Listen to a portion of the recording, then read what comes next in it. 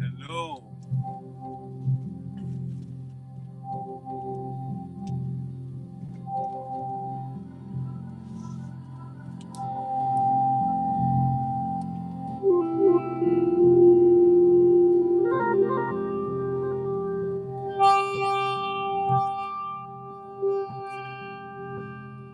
Yes.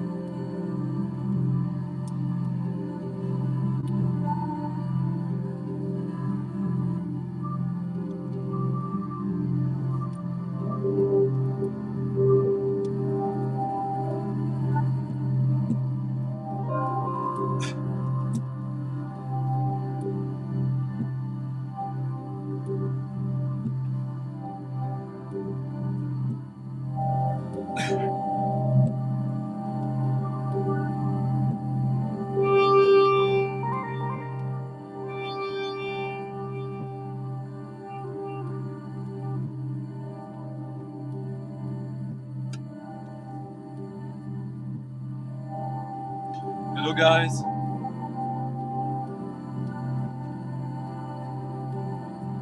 Hey Jim. Stéphane. No, that's not...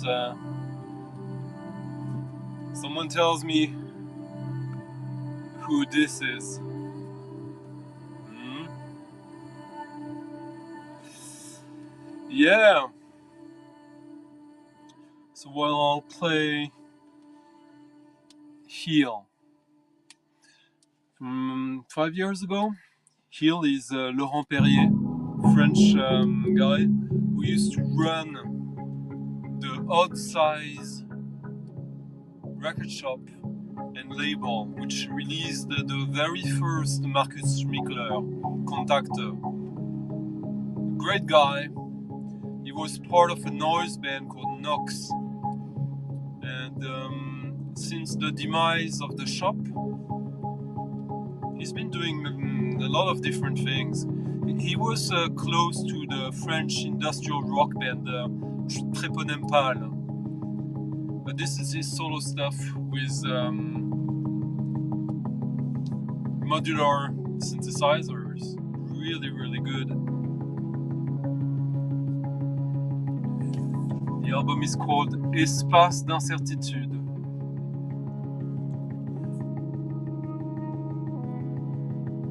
So yeah, the MacBook. Hey Julian. Bonsoir Alex.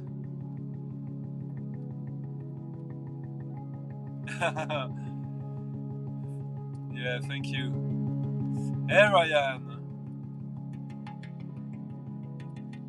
Michael. Yeah. So this is the stream, the first stream after the record fair from last week, which was epic in so many ways, which I attended in Holland with Michael, 45, here in the Peanut Gallery. And so today I'm mostly gonna play stuff I got from that place, from that event, and talk a little bit about it. It was fantastic. It ended in a bittersweet way with the ultimate demise of my my computer, which is integral to this show. But the bright side is that as soon as I can afford a new one, the quality of this will increase quite a lot, both in sound and picture. Hey Marcos. No, Denise. Laurent Perrier. I don't know if you can see here. Probably not.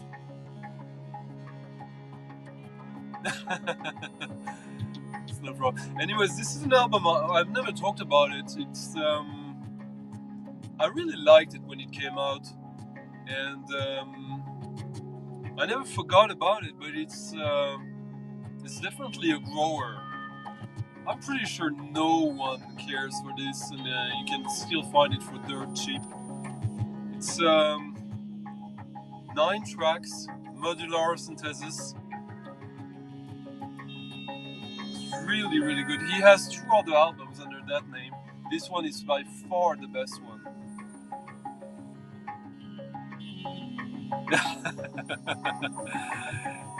Ask him, Ryan. Ah, Stefan. Nice. But okay, so we're gonna have a... Wow! Oh, thank you, Grey X Naham. Oh, no, I'm speechless. Oh, come on. That's so nice. If you guys want to help, that is so nice. There's a tipping jar in the description of the video that I usually have for people when you're grateful for some of the recommendations there. It's very good because it goes directly to me. The donors, so good. I have to wait a little to get them because there's a whole process, but like you definitely get my attention. Oh, and by the way, now I see who this is. This is one of my best and biggest supporters since the beginning. Graham, yeah, Graham has been very generous, and I'm having a little bit of a case of goosebumps just thinking about how nice he's been to this show, and I really hope he's getting back from it.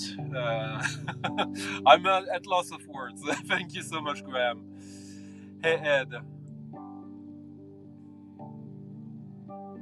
Yeah, no, the coffee. Coffee is faster. Both are great, and it's wow. We'll go to Germany now. A fun story. Oh, yeah. You can't imagine how I welcome you right now. But so basically, Michael lives very close to the border of Holland, in Düsseldorf. And so I went to Düsseldorf, and then we took the car from Düsseldorf to Den Bosch, back and forth, which was a nice trip every day. And I got a record there from a band from Düsseldorf that I've been eyeing for quite some time after hearing one song of theirs. So let's get to it.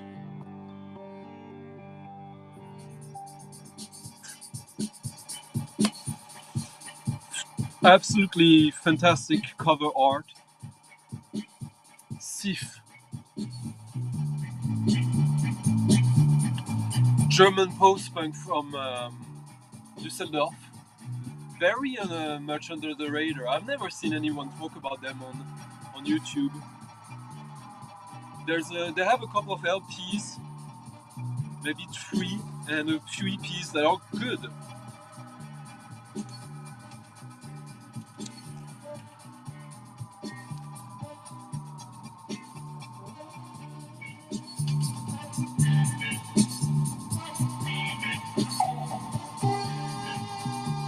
And as you can see,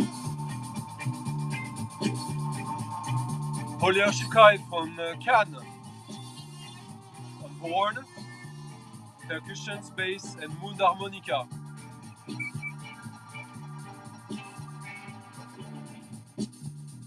Eddie.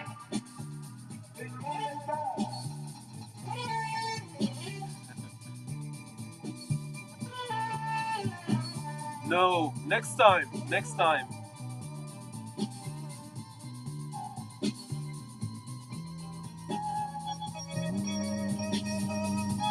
Yes, it is. And come on, just this cover alone. 1980, 81? 1980, 81, yeah, it was released.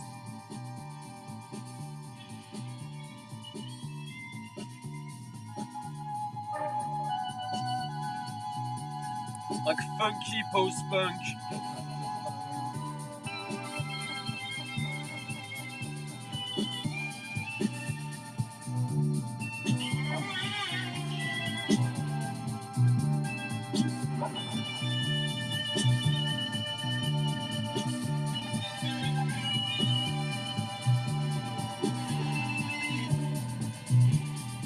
And this is a very cheap record. No one is really...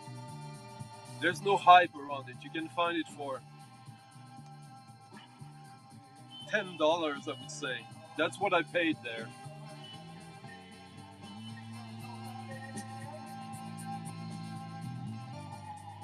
Ah.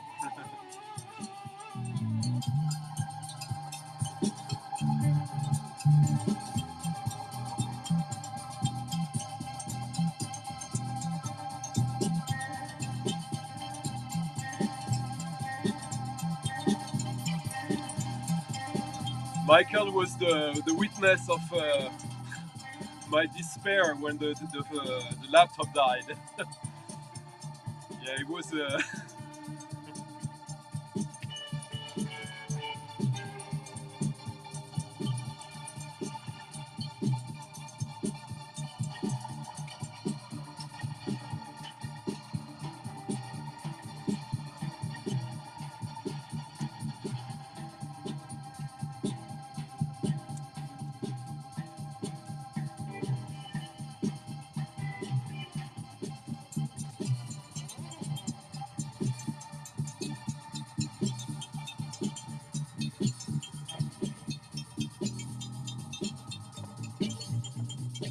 So, wait a second.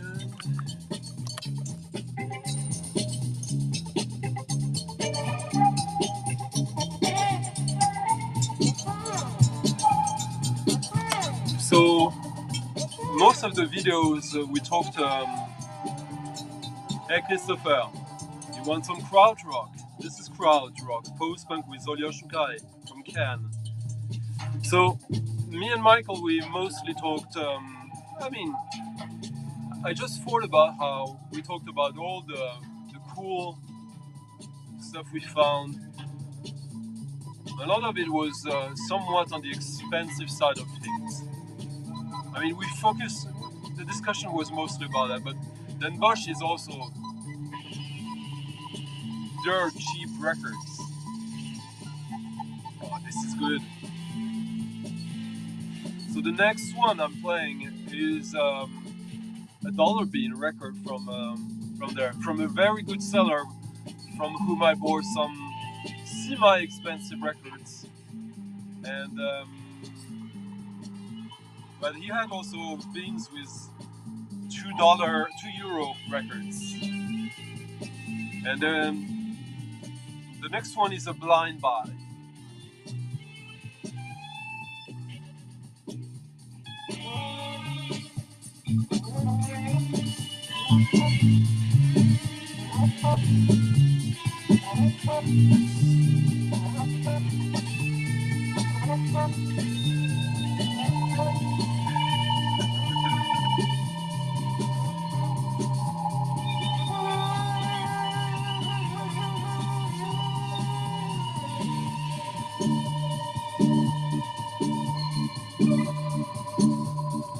Yeah, Den Bosch, this fair, it was easy to cover all bases. There really was an abundance of all kinds of music, which is what we're about here. It's not just electronic avant-garde. There's that as well, of course. Yeah, Michael is not yet running for mayor of Düsseldorf, but let's give it some time. Hey, Vinyl Dreamscape. Bonsoir. Yeah, you're still working, right? I hope it's a good project. Alright, let's go somewhere else. En Occitanie.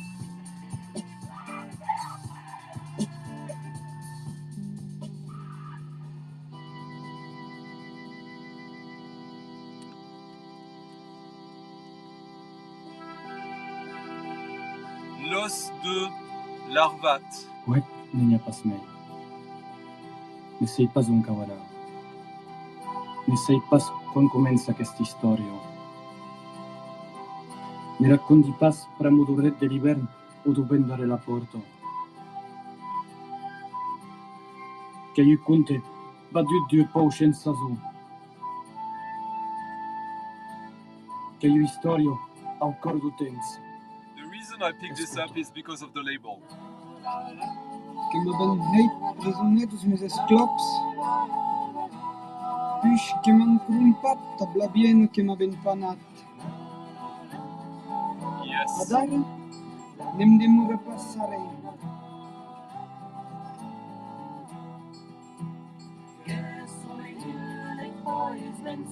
This is folk music from the southwest of France, north of Spain.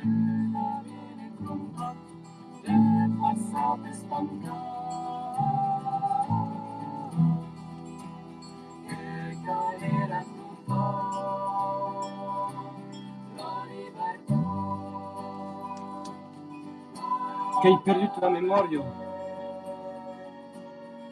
Che sui hill del país malaut. Che hai perduto la memoria. Che sui hill del país mut.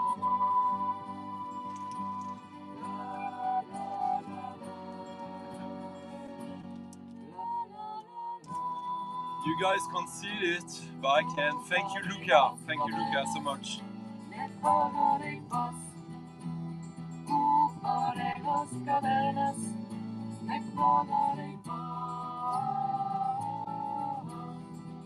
Yeah, this is very nice.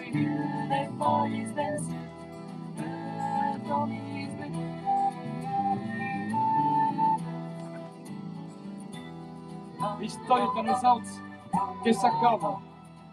Poble que et cal morir.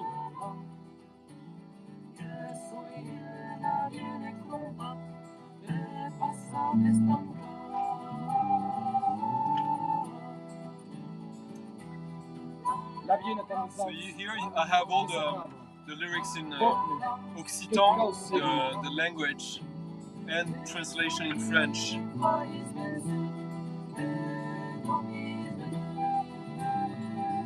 Doesn't say when it is from, but I assume mid-70s, early 70s. This was mint unplayed.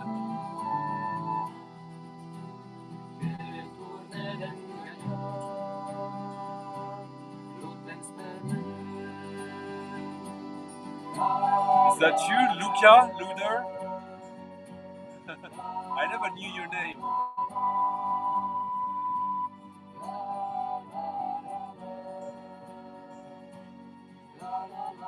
Yeah, Ryan is very funny. And he lives in Cleveland, which is even funnier.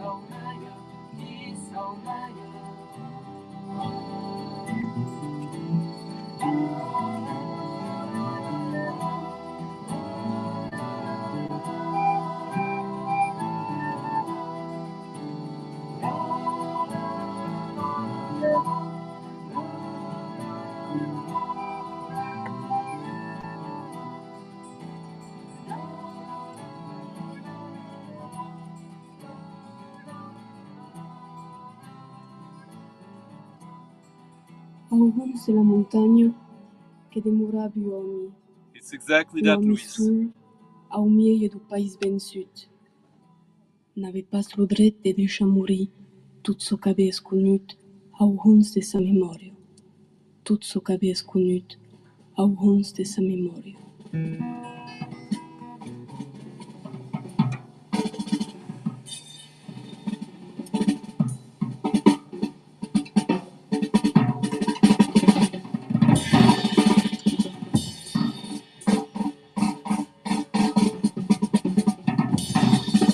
Ah, okay, yeah, nice. It doesn't show here, of course, but Luder contributed.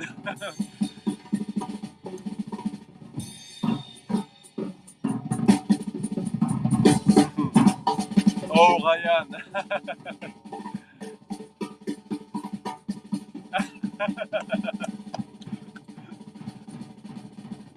So, jazz now.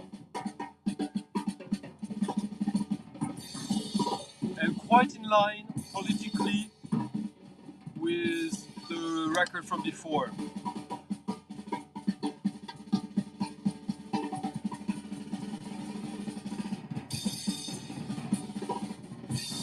Insane drumming from Eddie Prévost.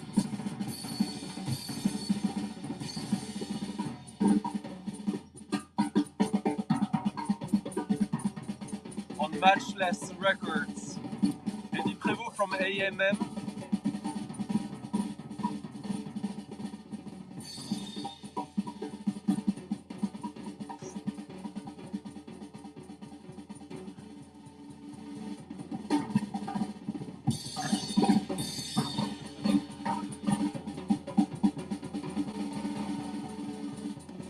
This is the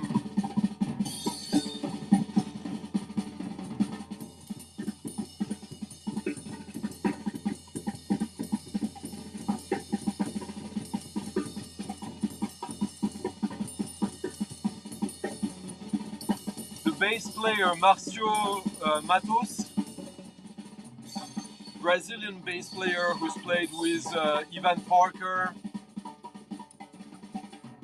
the Spontaneous Musique Ensemble, many British jazz bands.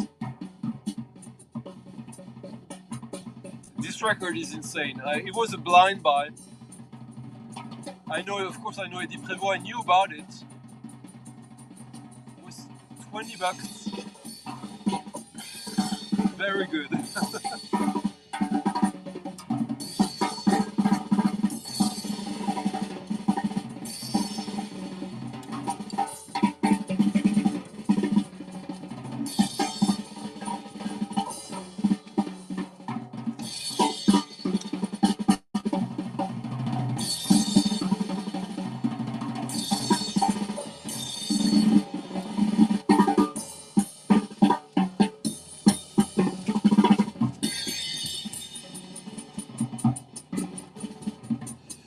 Wait a second.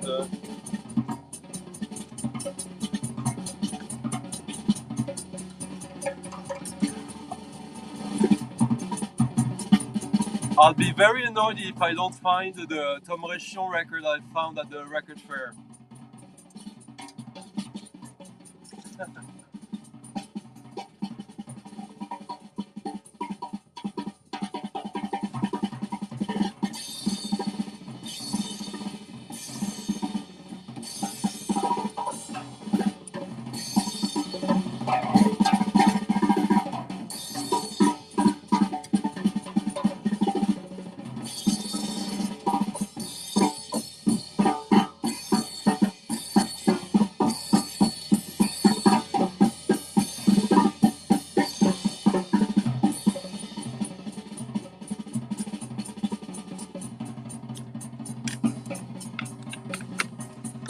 Sorry guys.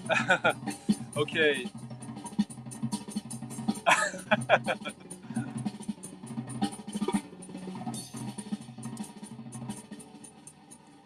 Is he dead, Ed?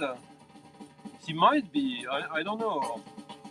Eddie Prévost is just a genius drummer in my book, and he was part of the experimental audio research with Kevin Shields from My Bloody Valentine, Sonic Boom from Spaceman 3, and Kevin Martin from Techno Animal, amongst other things. And the Batcave.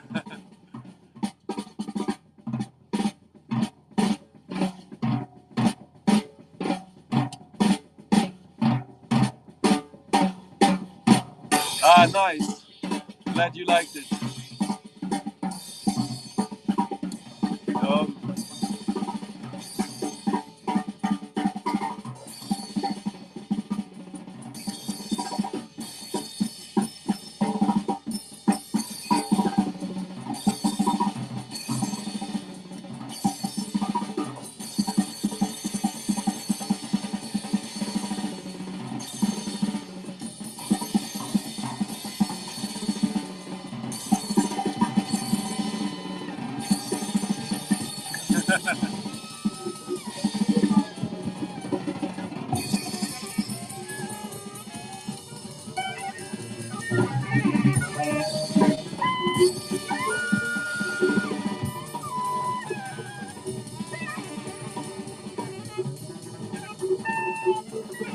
I'll play it.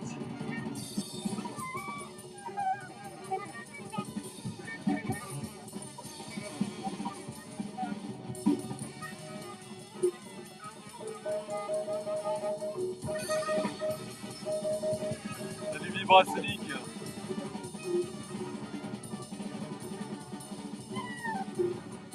Yeah, it was insane.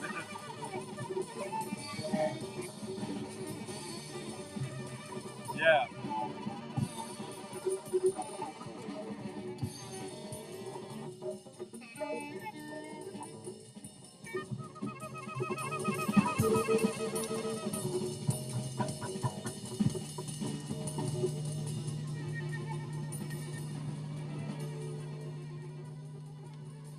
And let's interrupt this with Tom's Christmas music.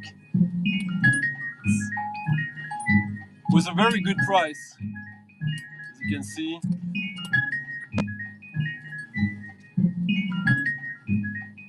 I bought it blind. I had never heard it. I know Tom Réchion's music. I love it. Yeah, this didn't disappoint. I mean, look at this cover. The two German shepherds. Oh, by the way, yeah, interesting. I'm asking the universal question this morning. Where did you spend Christmas Day? Did you spend Christmas Day in jail? Yes. Now you spent Christmas Day somewhere. And did you spend Christmas Day in jail? I didn't teach church, wasn't in Sunday school, wasn't at the BYPU meeting, wasn't not to try, I mean. Did you spend Christmas Day? Yeah. Well, did you spend Christmas Day? My laptop broke. Finally died after 12 years. I'm talking about the 25th day of This is great. In 1929. All right. Did you spend No. Christmas Day? Did you spend Christmas Day? Hey Joe, I'm good. Oh, did you visit your friends? Did you take a trip on the train? In your automobile? Did you spend Christmas Day? I'm talking to you. You midnight ramble. Yeah, the A side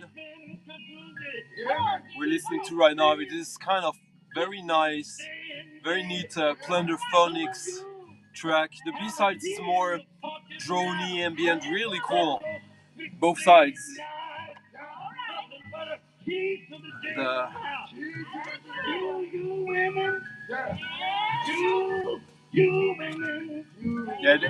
The seller who had this was insane. Where did you spend Christmas Day? You liquor drinkers, you bootleggers. Where did you spend Christmas Day? You joyriders, you law violators. Where did you spend Christmas Day? You heartbreakers.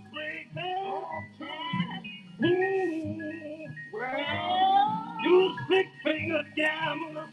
Where did you spend Christmas Day? You don't spill future. You that say if I get to heaven, you get there. Where did you spend Christmas Day? Did you spend Christmas Day in jail? Brother John, where did you spend Christmas Day? What is this day? I'm not talking about the States, I'm talking about the... There it is. And now, a sweet memory for me. The last album I really like from this band, one of the very first bands I saw live that I liked when I was a teen. You guys will recognize this.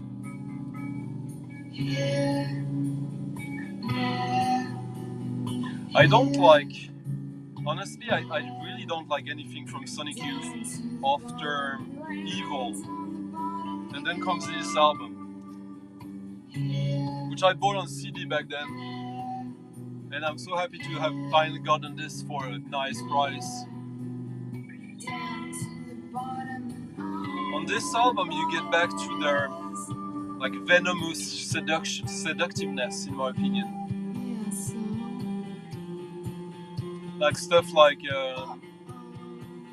Halloween and like the stuff they did between Bad Moon Rising and Evil, where there's kind of like this really neat Velvet Underground-ish feeling.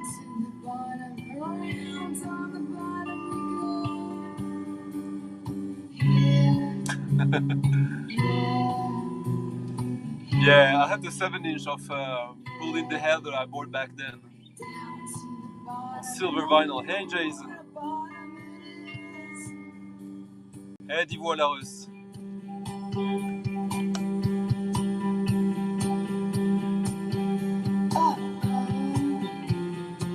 Danny.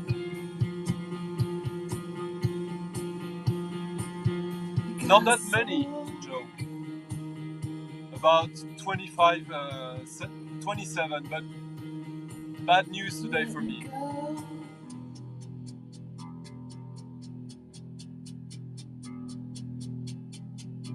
Oh, that's right. I think I read something about that. comes full circle. Jose, I don't know what the censored version is. How do you know? This is the first pressing on blue vinyl from 1994. Kiss me on the lips.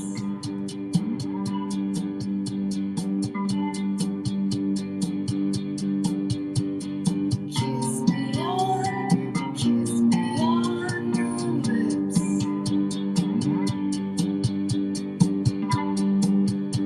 Oh yeah, the doctor's order. It's on the 7-inch actually.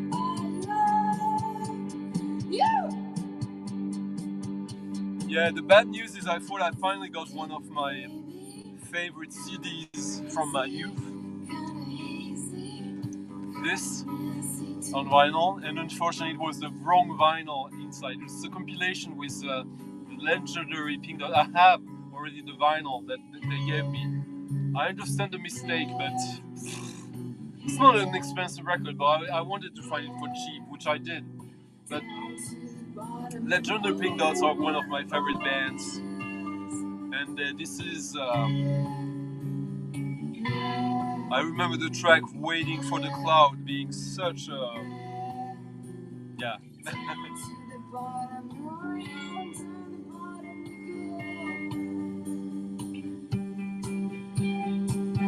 Yeah, babe. Jason Osborne Nantier, right?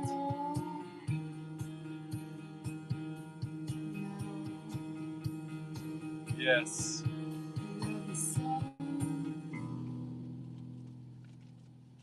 Oh, so sorry guys, I'm chatty tonight, huh?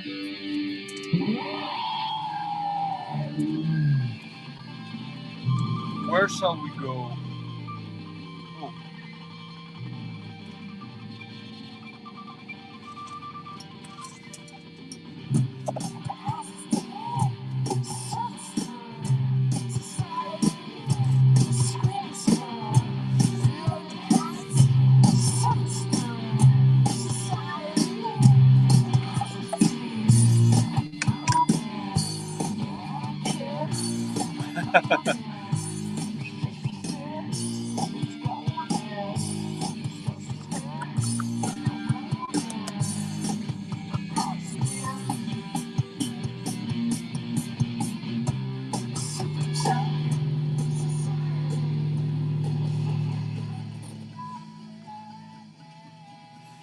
So now another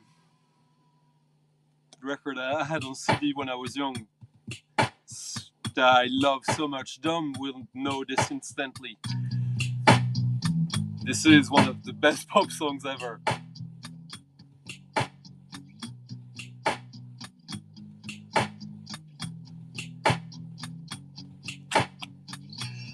Hello, my friend. It's morning. Yeah, I'm gonna try to rectify that on my small scale. Entwined, we'll have to break now.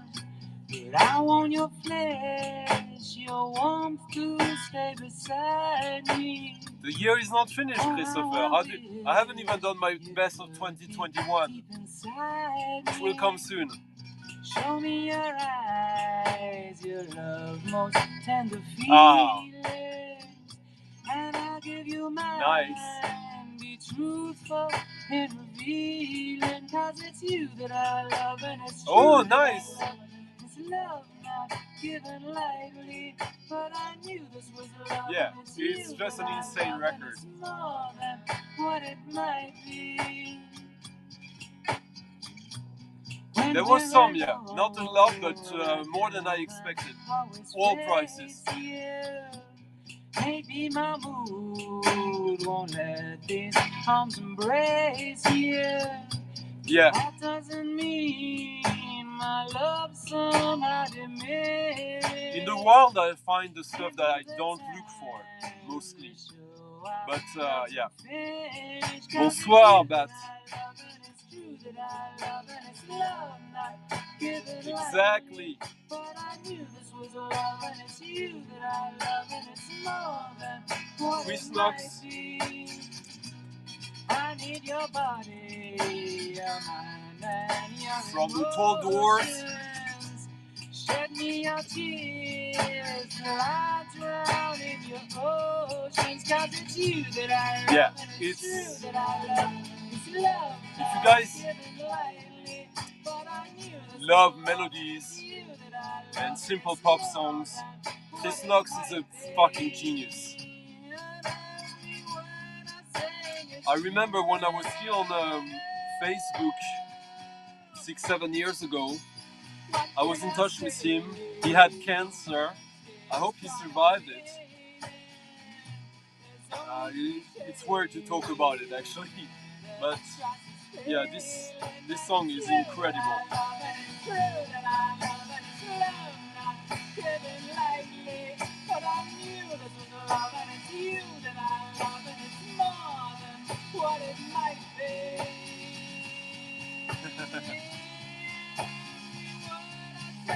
Wow.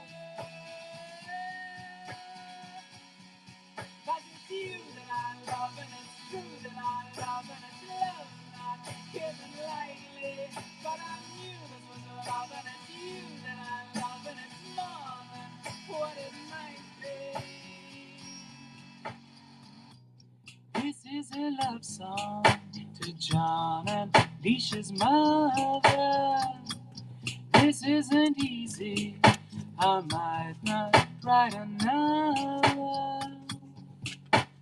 But it's you that I love, and it's you that I love, and it's more than what it might be. But I knew this was a love, and it's you that I love, and it's love not given lightly. 'Cause it's you that I love, and it's true that I love, and it's love not given lightly. But I knew this was a love, and it's you that I love, and it's more than what it might be. And it's you that I love, and it's true that I love, and it's love not given lightly. But I knew this was a love, and it's you that I love, and it's more than what it might be. Yes, it's you that I love, and it's true that I love, and it's love not given lightly. But I knew this was a love, and it's you that I love, and it's love not what it might be. And it's you that I love, and it's true that I love, and it's love not given lightly. But I knew this was a love, and it's you that I This is indie pop, indie rock. Yeah, this is, I guess, yeah, this is indie rock in the truest sense.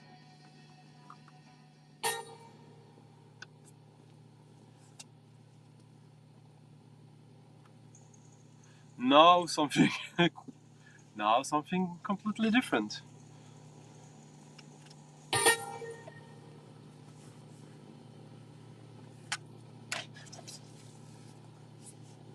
Yeah, it's a record now that I had been after for quite a while.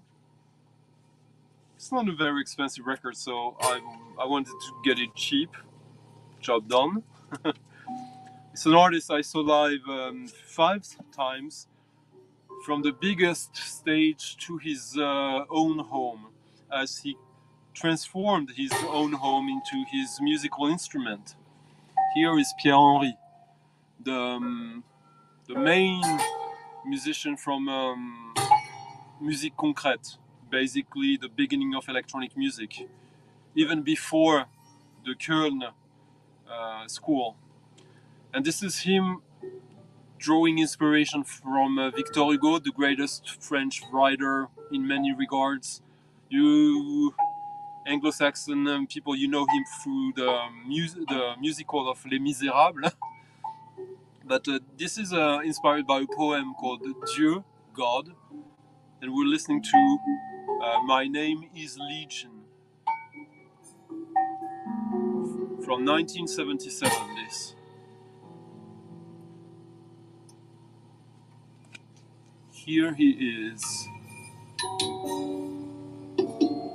Should we do a VC casting? Who is this in the VC? Huh?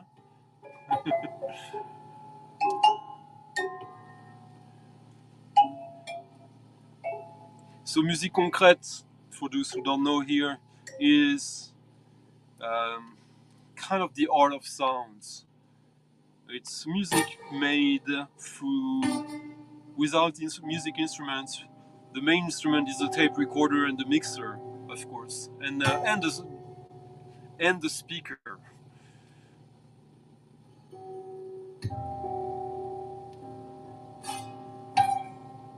Yeah, lo-fi indie rock. Yeah.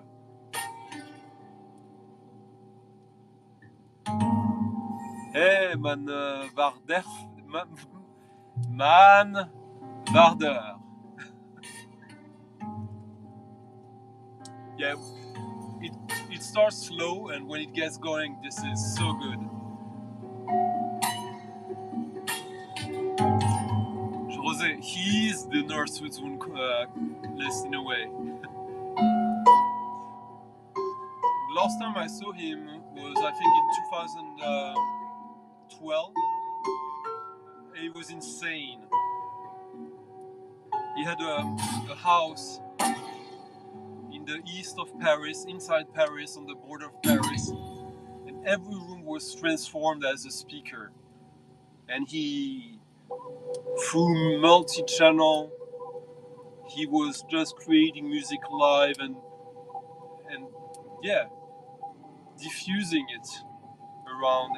It was mind-blowing, and he was kind of a Kermit Degon. I don't know the word, but actually he was quite nice when you approach him right.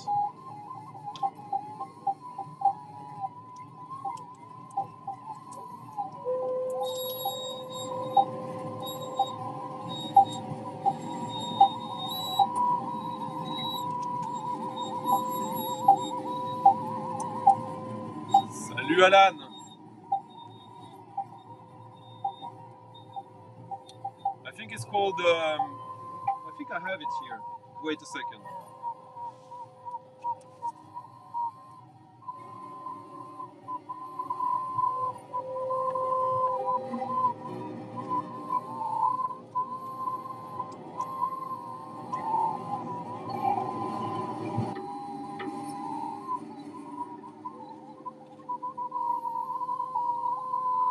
Oh no, it's not here. Someone write it down for the Dennis.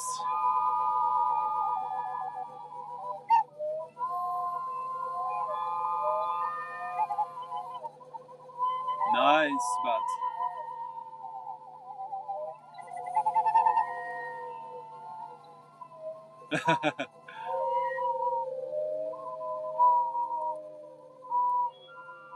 H. H.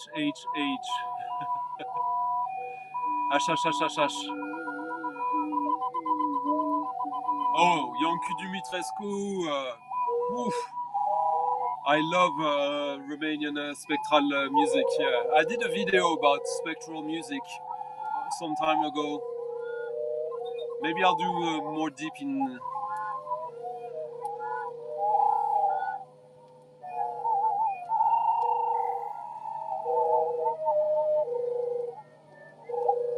Huh. Yeah, I think at the fair Michael bought Futuristi from him, which is one of my big faves of him and one of my favorite Musique Concrète records.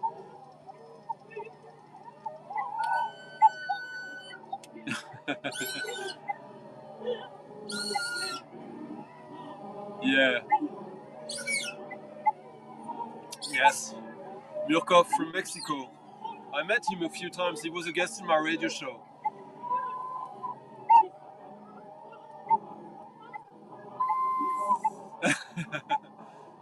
Yeah, I have a fever in music. That's what I have. The walrus. My degree is a fever.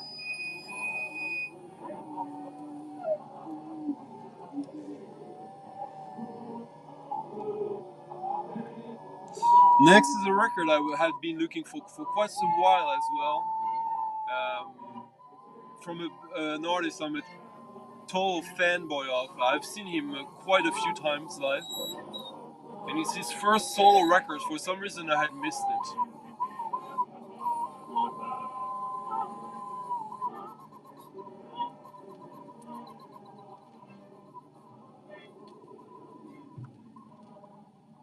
Thank you, Lars.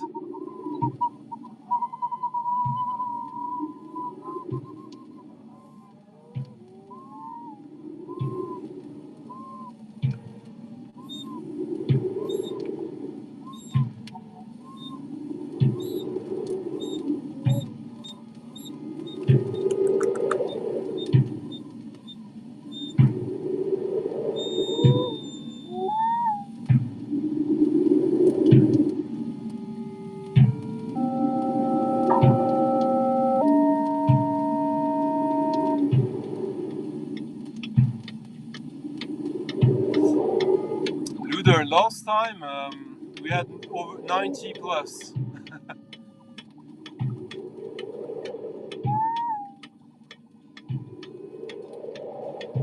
And then I missed last week and fucked up my flow. Oh yeah, absolutely. I'll do a show where I show all of them.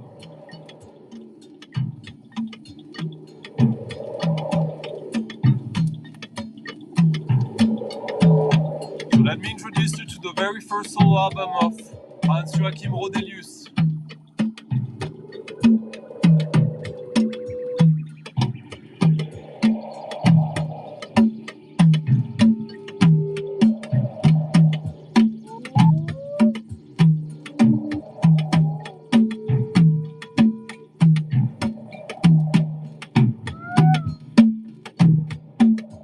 Oh, it's great. I have it somewhere here.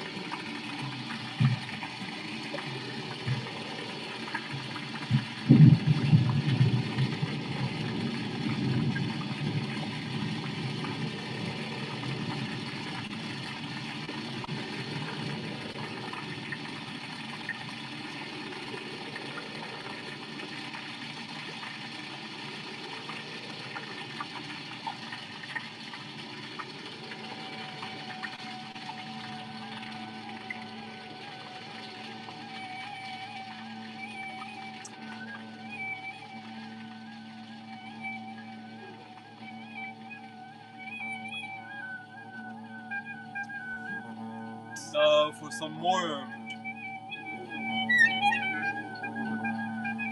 free improv? Not necessarily. There'll be some jazz, some proper jazz.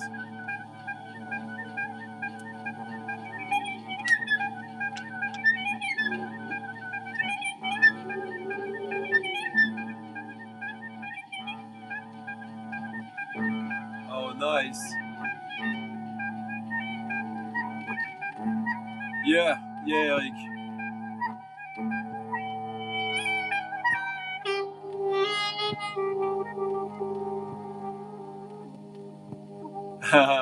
You're welcome. Yeah, that's an insanely good record. Hey, Ryan. Yeah, we're good. I'll keep it up hope normally after, so you should be able to catch the first hour later. Yeah, Bureau has done really good. Thankfully, I started to buy all these Rodelius and Cluster a long time ago. And yeah, it was nice to find this one. This one was not cheap, it was like 30 euros, but it's like the price of a slightly expensive new record. So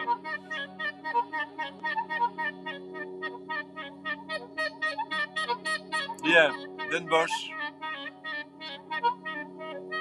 Finally.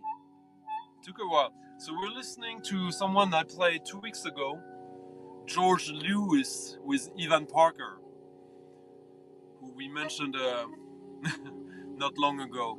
Ivan Parker from the UK, George Lewis from the US. Tenor and sopranos, and for Ivan Parker, and trombone. Yeah. It's interesting, this record has production assistance by Dave Holland, which I assume is the bass player, Dave Holland, who we all love, I assume. Yeah, this is from 1980 on Incus. Incus is a great improv free jazz label.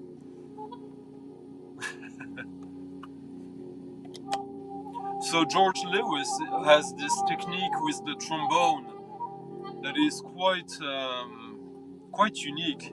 He kind of reminds me a little bit of he came before what's that the name of that guy who does the trombone with Pauline Oliveros? He did the Cistern Chapel.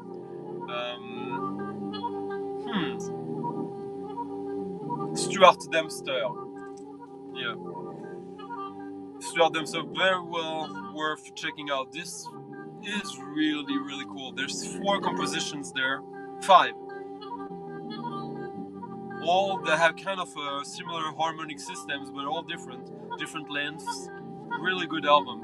On the cheap.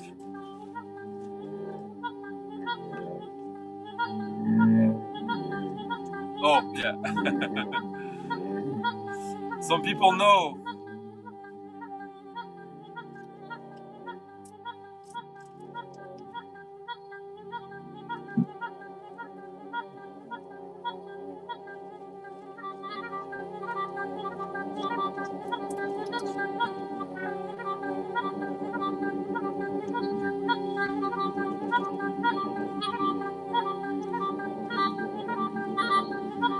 This is so good. Yeah, George Lewis, apart from the album he did for Lovely Records, which is not expensive, but well, most of his records are dirt cheap, which is good for us.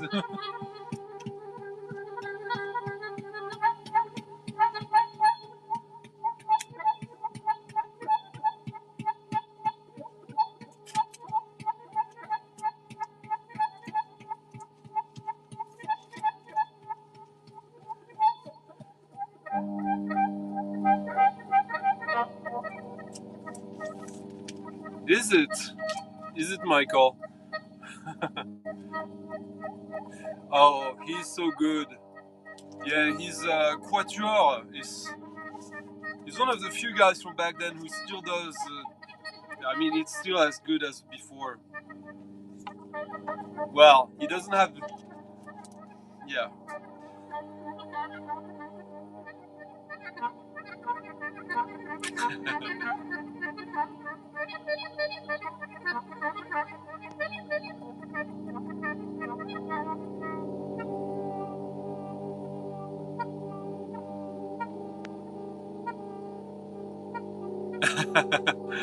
All right, Dom. Catch you later. Like a squeaky chair. 10h10. Okay, the next one is gonna sound like a crumbling chair then, maybe.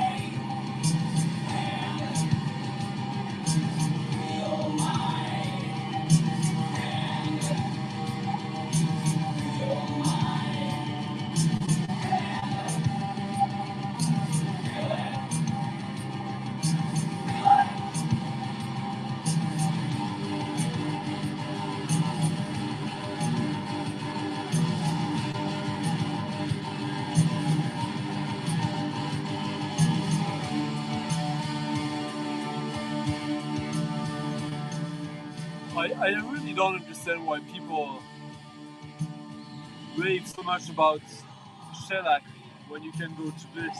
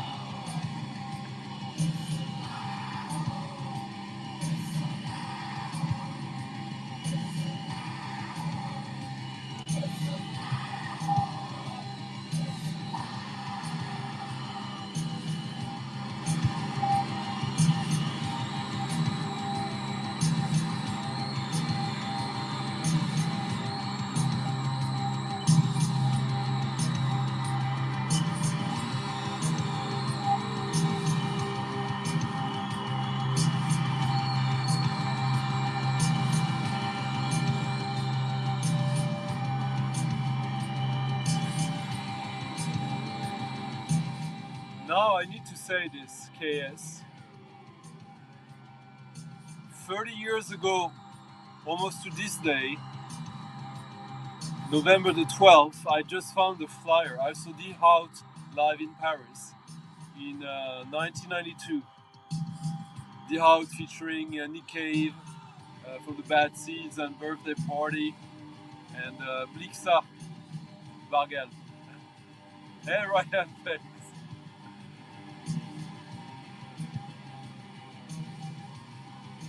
Thank you so much, Ryan. Yeah, I have a little bit of, for those who missed it, of a computer issue right now.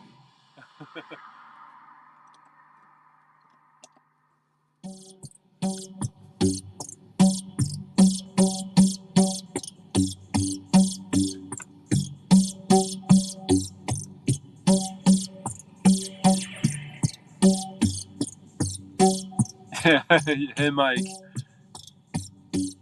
Yeah, I'll probably start to do a little bit of more of it on my Instagram. I found an agenda, you know, like a notebook for the year 92, 93, and all the gigs I went to, I noted and I had the flyer and the ticket of it, and I might be doing some of some of that soon. Yeah, Vital Dreamscape.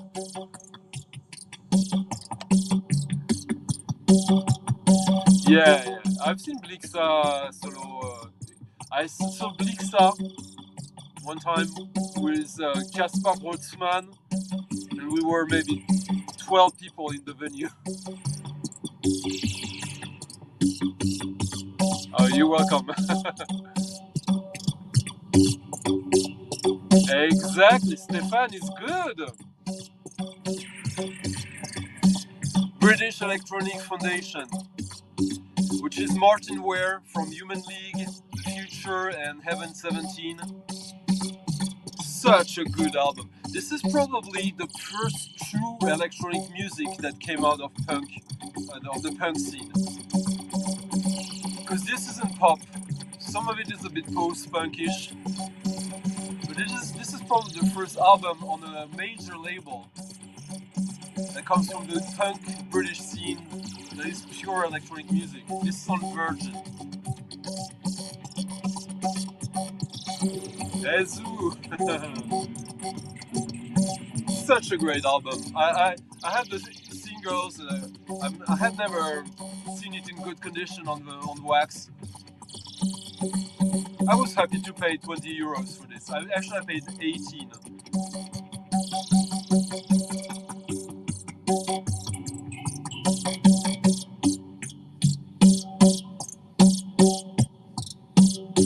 This is a really fun album to listen to, and also just to investigate.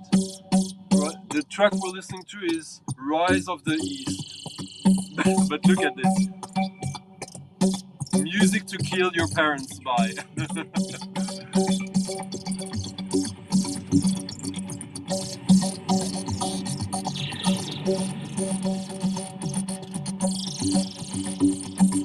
You miss them, that means you were there, Alan. So, congrats.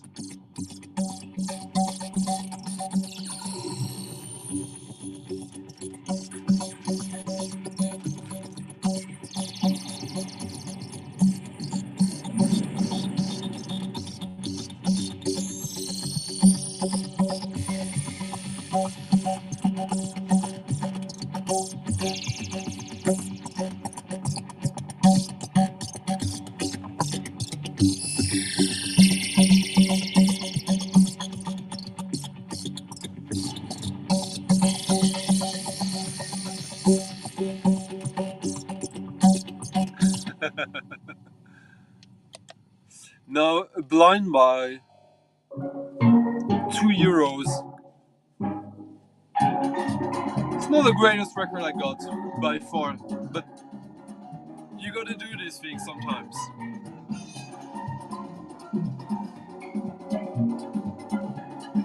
The whole album is a little bit too similar, samey. And somewhere else, I would definitely have been like fine. But considering the amount of stuff that was there, yeah, I don't know. It's alright.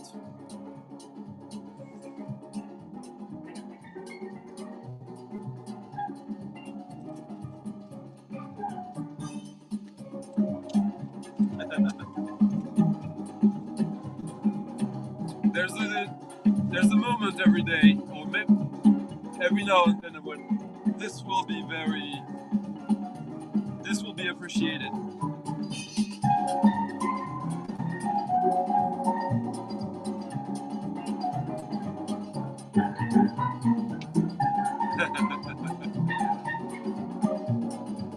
Yeah. Exactly. Yeah. It's kind of grungy.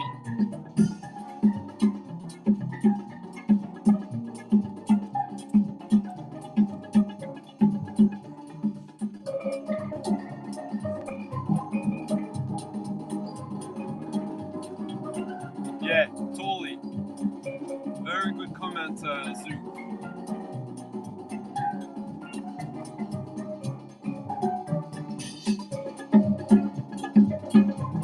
Of course.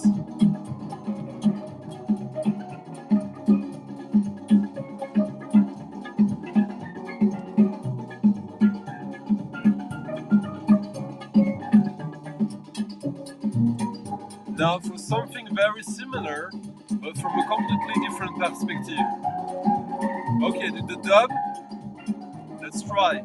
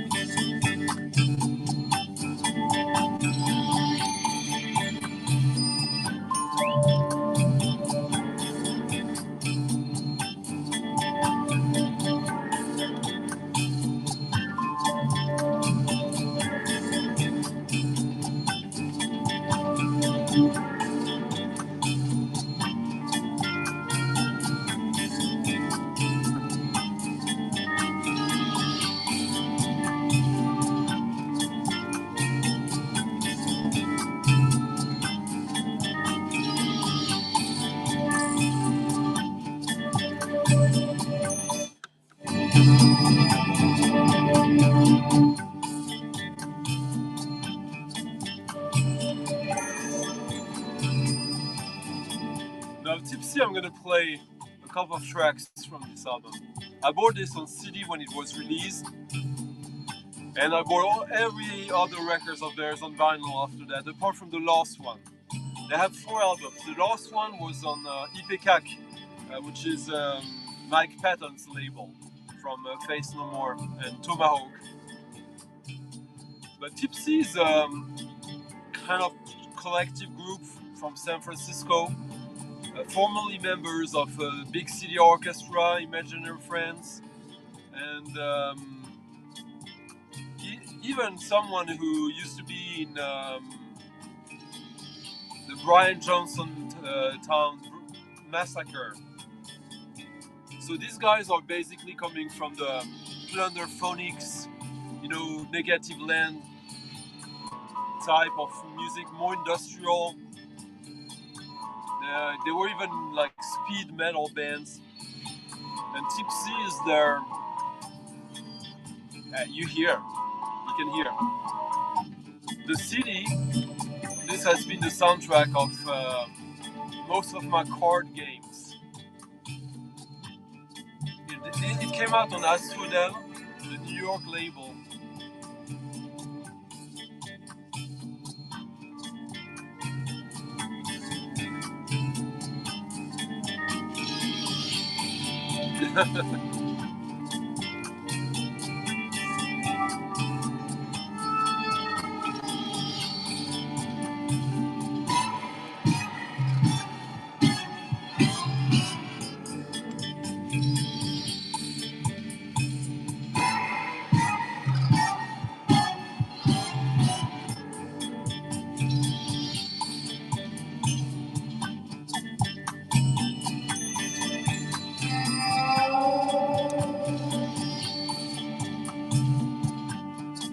I want to say no, but that would be a lie.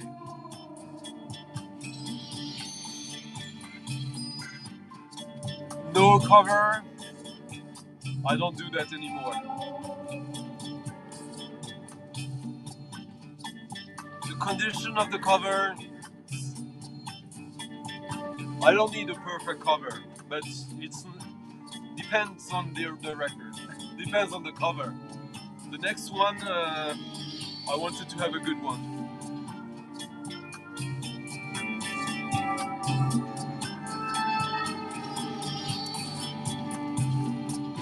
I assume this you would love, Eric. I'll play a couple of other tunes from this. This is such a fantastic album. I think you would love this, Eric.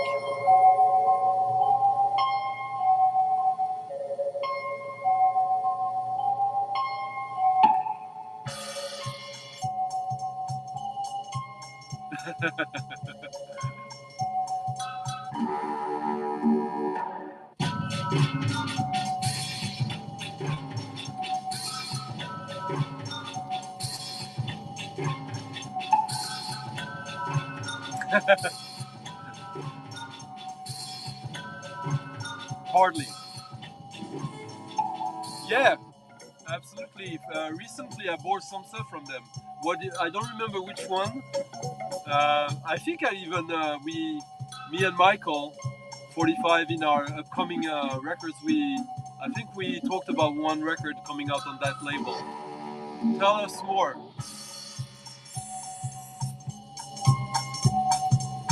Spy Jazz by way of Cuba.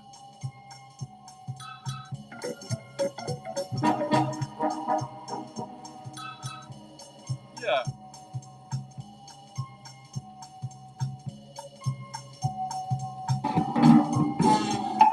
Which face? I'm losing track.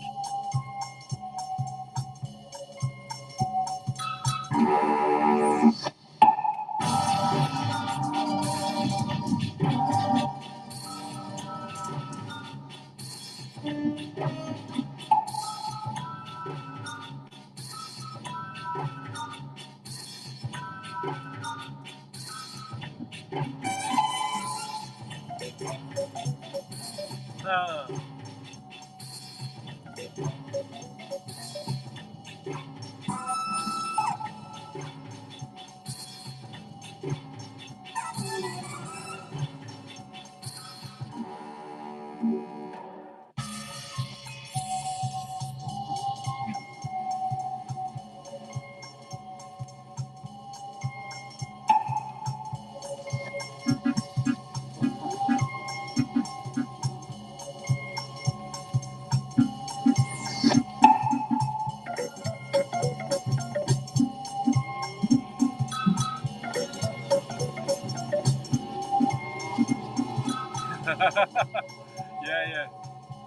Yeah, Jason. Sometimes you can.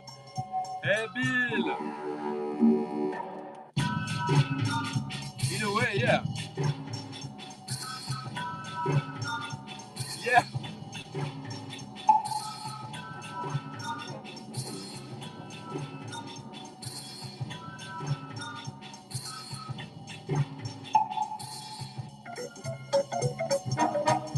$50. More than I wish, but like €50. It's in fantastic condition.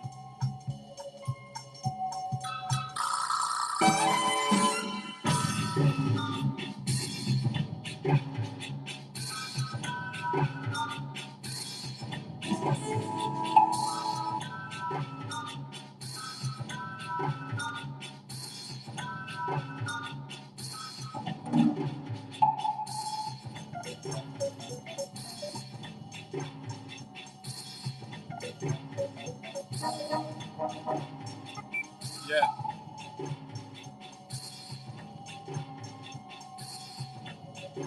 Hey.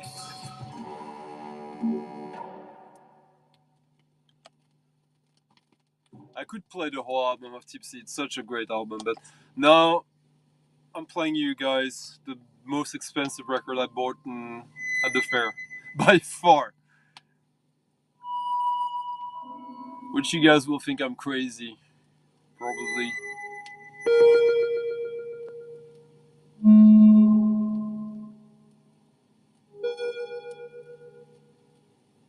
Yeah, yeah, yeah, yeah, yeah.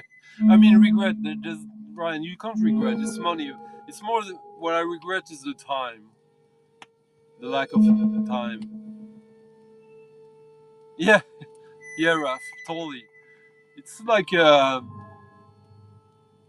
deviant exotica.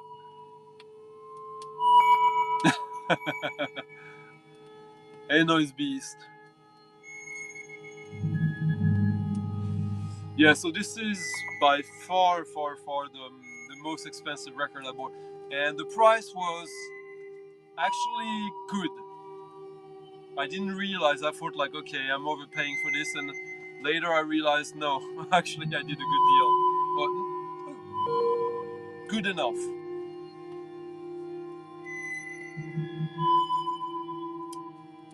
26, 27 if they hadn't fucked up my legendary pink dots. No, that's too expensive, Paul. Paul is talking about the French 7-inch from Joy Division, the only official record that they have outside of factory. So here it is, with a cover I adore. This is Musique Concrète from Belgium, 1963-73.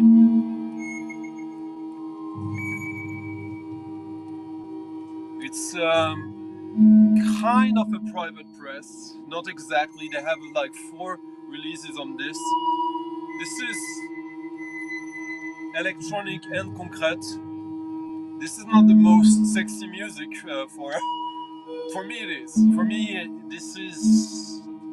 I live for this shit.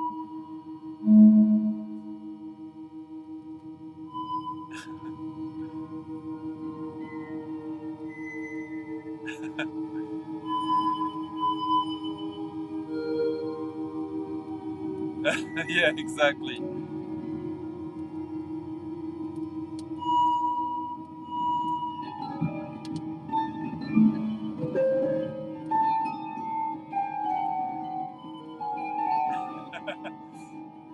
I can name a few. Well, the Robbie Bachot and John Fahey original first pressings. That one I forgot to go back and get them because the price was very nice, and I still had the money for that. Even if I had very good early reissues or represses.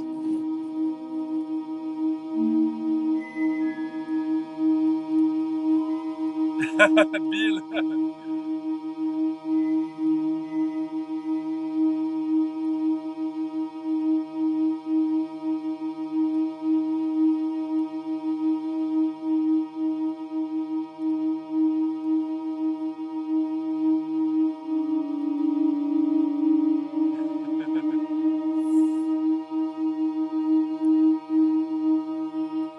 So this is basically IPEM is the first private studio of electronic music from Belgium.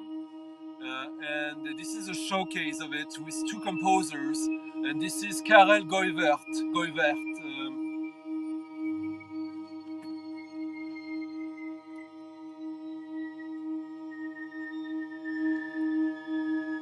Lucien Gothals, Karel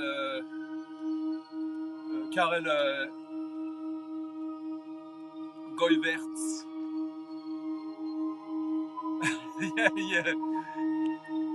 yeah, Randy. Or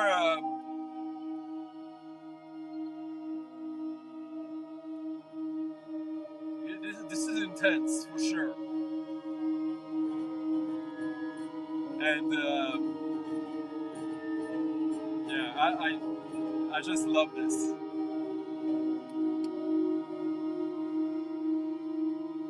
Well, Jason, the thing is, I already have good early pressings of these, so I thought in my head, if I still have money at the end, I'll go get them, and then you forget. Maybe they were gone though.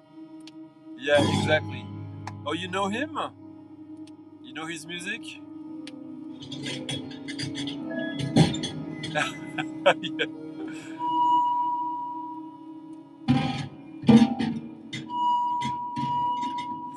Not really, I guess. Maybe. Yeah, maybe. If he didn't sell them to someone else.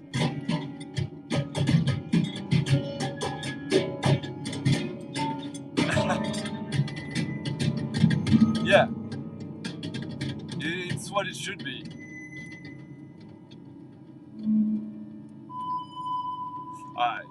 It is. I've been after this record for years, and it's always been quite high in price. First time I see it with my eyes, so I thought, okay, I go for it.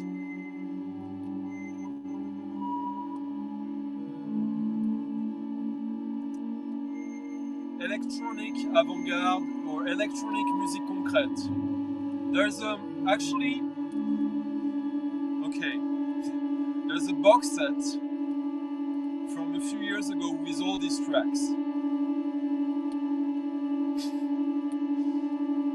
But okay, as for some of you guys, if you think about the stuff that you're the most hardcore into and you want the originals, or if you are in that position, for me this is the kind of music where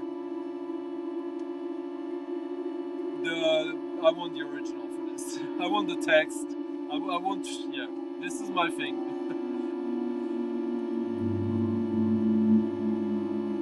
Hello, Ricarda.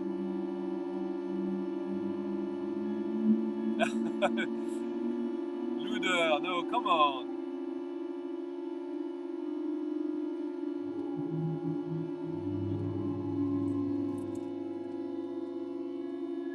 Stefan, do you mean this? Do you mean this one?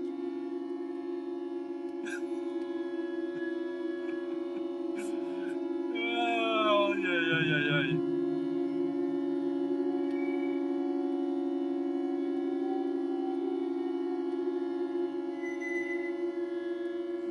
I have neighbors, but not really. We're in the forest. Sometimes they wander, though. In the summer, when I still have the door open. Yeah, it's just mind-blowing. Both records are on the same label, Alpha.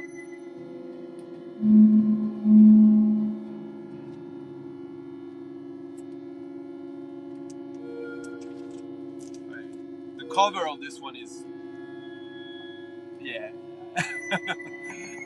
it's really, really good. The other one, maybe I'll play some of it, has a track by Louis Demester that is way more, that has some like cello and reeds. Let me play it quickly.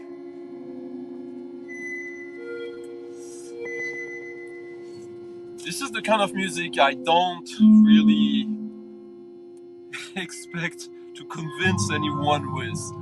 But I guess if you guys are curious,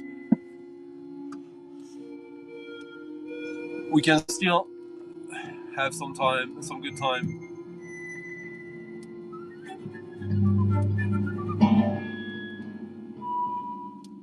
So this is from the same studio. Hey, Chris.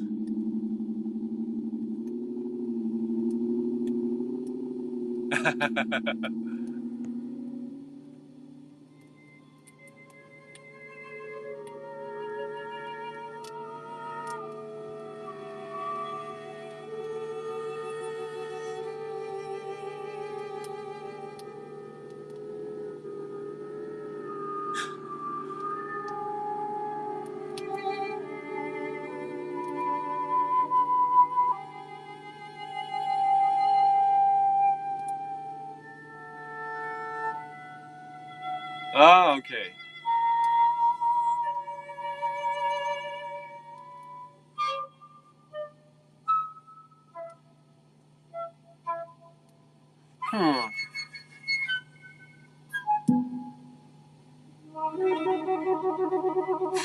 Philosophy essay for years and high school, huh? Yeah, it is, Randy. I fully acknowledge that until you get like really into this, that it becomes kind of like a second nature. Yeah, it can be scary, music. Yeah.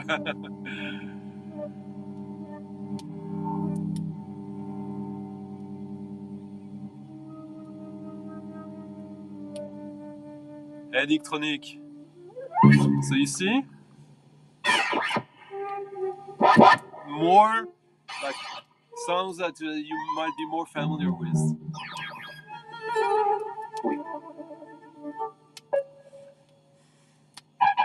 For me, no. For me, it is pure like exploration, challenge, starkness, and beauty.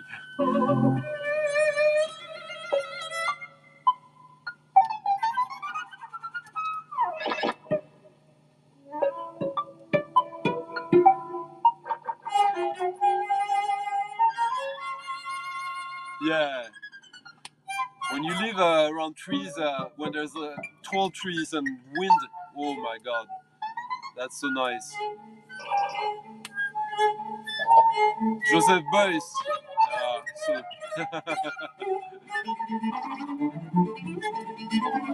Joseph Beuys, actionniste Vienna. Yeah.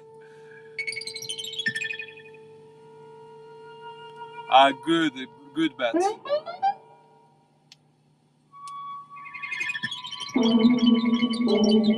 Yeah, exactly. You can't jump into it with no points of reference and expect to instantly get it, like it, enjoy it.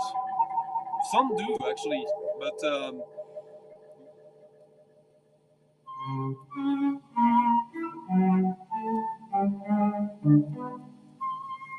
I don't know. I don't want to. This is not like a test, you know. It's still. For me, I honestly find joy in this.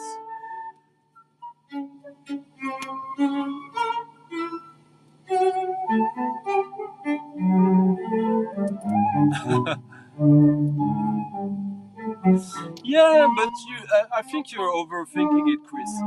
Or not. Maybe it's the way it would work for you, but it can have also like an environment that is quite neutral. To see how it colors everything for you, it is quite good actually. Just speakers, sound speakers.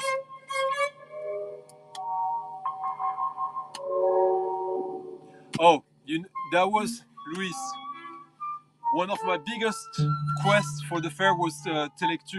Telectu, I'm obsessed with that band. Totally obsessed with them. And the records are too expensive, I think, in the sense that no one buys them for the price people are selling them for. But Telectu is on off by Telectu is one of my grails. I shouldn't say it.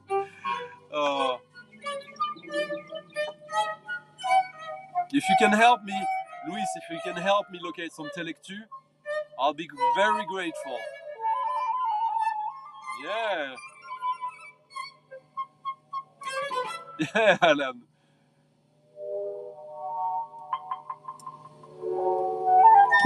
G-Mac-G.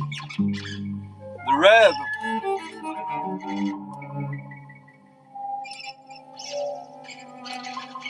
Thank you, Ricarda, yeah.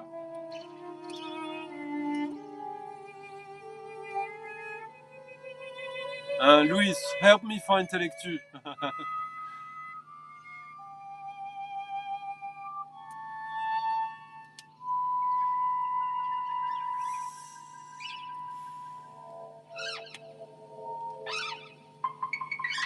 I don't know, Luca. Maybe like sometimes they also are. alchemists, like they are crafted in the nether.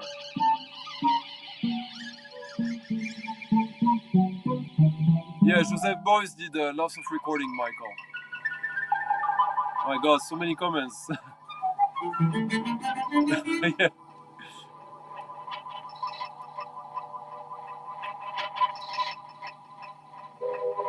Okay.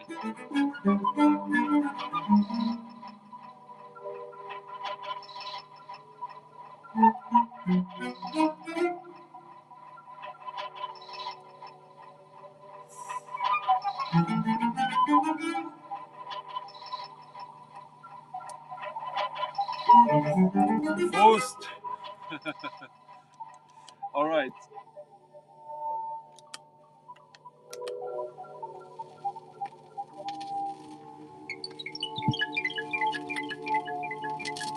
Ooh, a bit crunchy.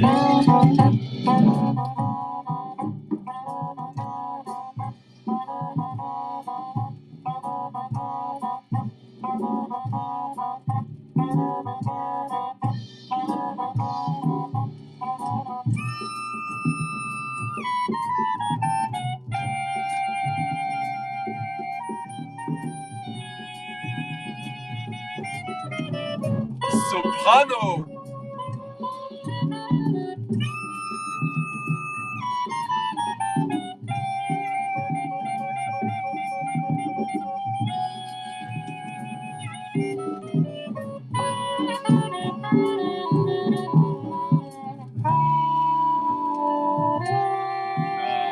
My dear beloved soprano.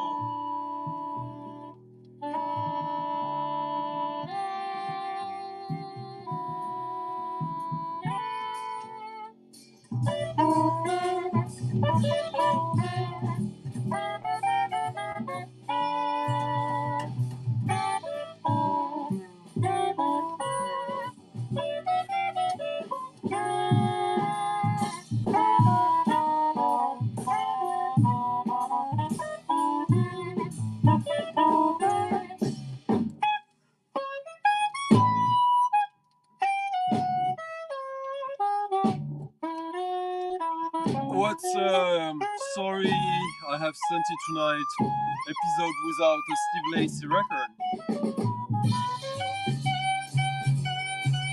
This is a Duke Ellington composition, The Mooch.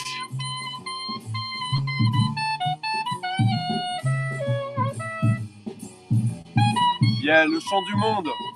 Le Chant du Monde, the French equivalent of the folkways in so many ways.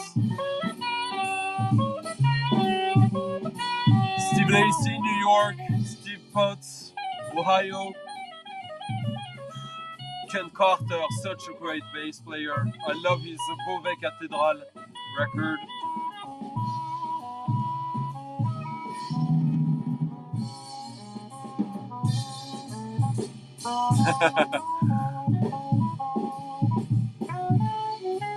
And there will be some power pop. Yeah. Yeah, that's cool. I agree. So, Steve Lacy, what's interesting is that he took, when he took upon the soprano in the early 50s in New York, the soprano was dead. Like the big name in soprano playing was Sidney Bechet, who had already left New York for Paris, for France, which would be eventually, by the late 60s, the town of adoption of Steve Lacy. But interesting that we jump from the electronic Musique Concrète of the first Belgium. When where do you think, guys, the saxophone has been invented? Yeah, the saxophone is the invention of Alfred Sax, a Belgian music instrument inventor or developer, and he developed the whole range of saxophones in 1840 or something like that. And he developed instruments that have never served any purpose to the bands that we know nowadays. But yeah, at Topo Alpha, Adolf Sax. So he's yeah, I don't know where I'm going with that, but yeah, this is from the special instrumental series of Le Chant du Monde. I love this cover. This is a cheap record, or cheapish. You can get it for around 30. I wanted to pay less for that. I got it for 18 at the fair. Very happy with it. Superb condition.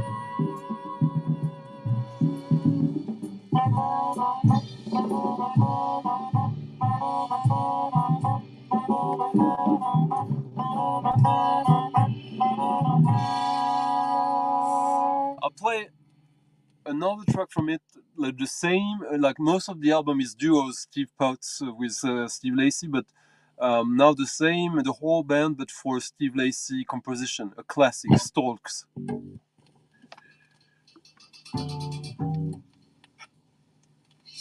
There is a recent Steve Lacy at the Grammys, Ryan, but I assume it's like a rapper or something. Steve Lacy, okay. Yeah, I played the Steve Lacy trio last week. I tend to play Steve Lacy record every time I can. He's I have no, I don't hide the fact that Steve Lacy is my absolute favorite musician. I put Nurse's Wound and Ottaker in the artist, composer, producer section. Steve Lacy is a composer and a musician. And yeah, I kind of collect Steve Lacy.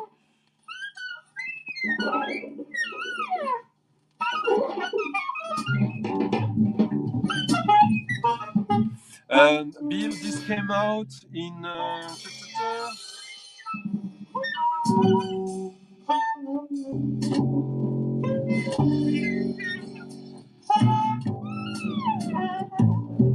doesn't say, but I assume in the late 70s.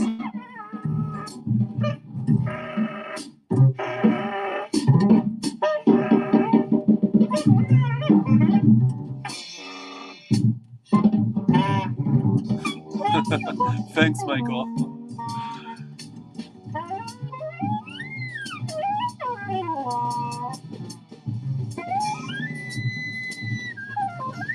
Oh yeah.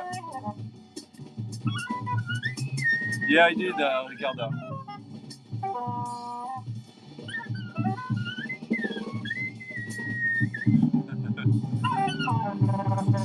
'78. Okay, I was close.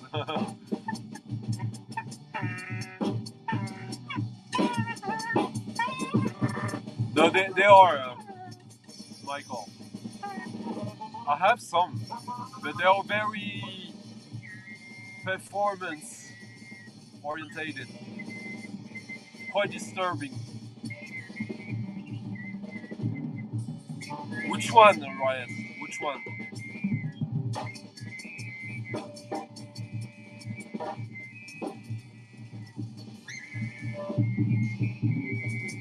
Yeah.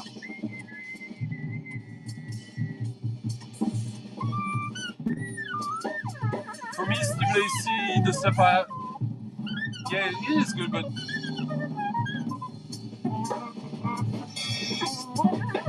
62 is where I start with him.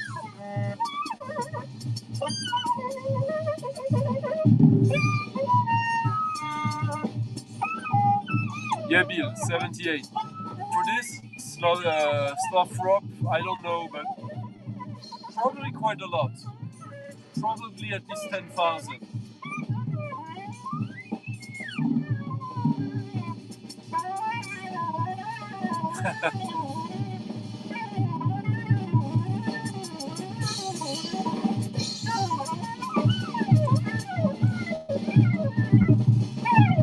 Let's have some good power pop then, huh? Someone else.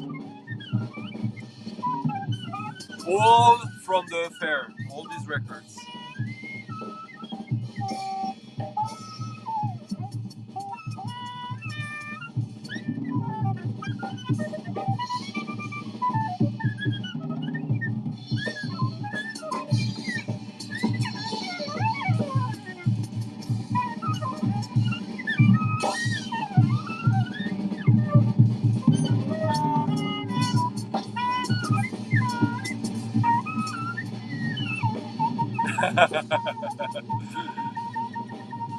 Yeah, I get you. I had a very similar experience with my dad. Playing him Colette Magny, trying to thinking I would impress him, and that didn't impress him. Yeah. Oh yeah.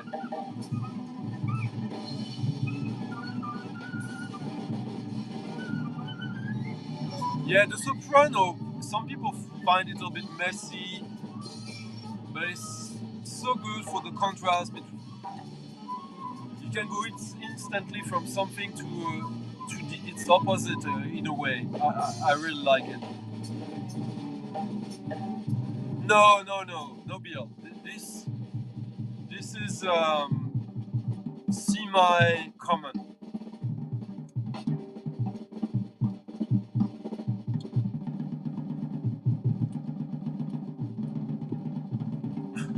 Junkyard.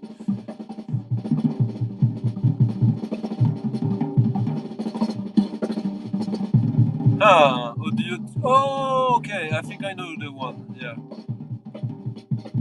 I'll play. I played some Modular last time, I think.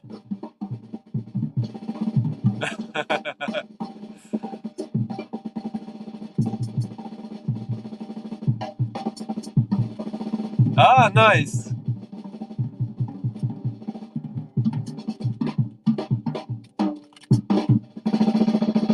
Actually, what's funny, I think in the thanks on that album I showed, if I remember correctly.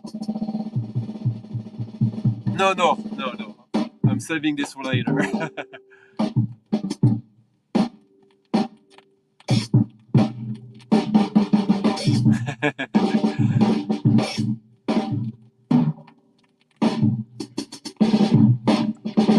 Okay.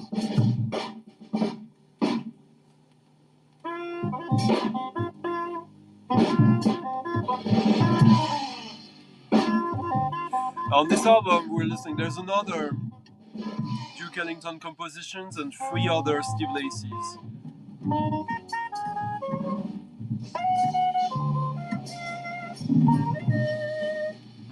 Under the bunk. Best comment of the night.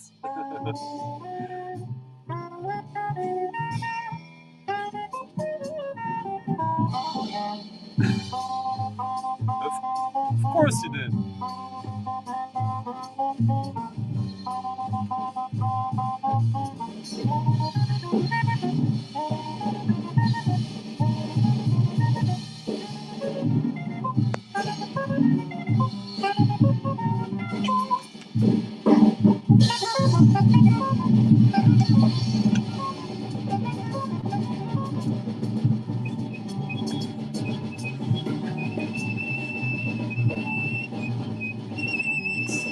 Let's hope not. Let's hope not.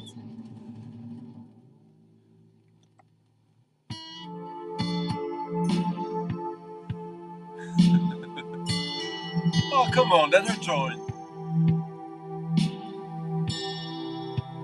Nice, Ricarda.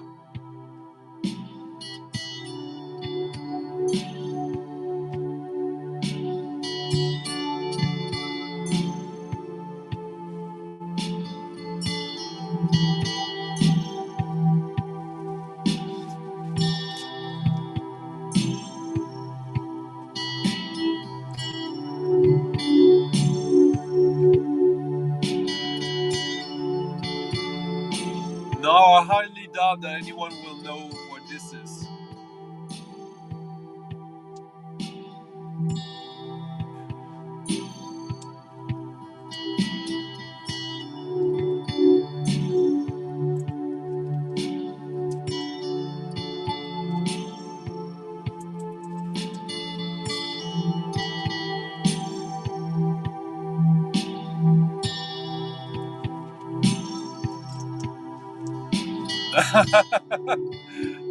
Under the bug, you're on fire.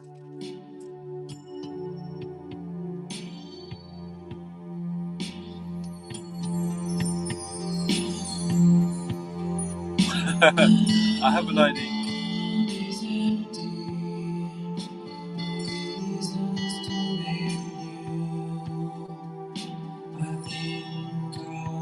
band is not droning, waving.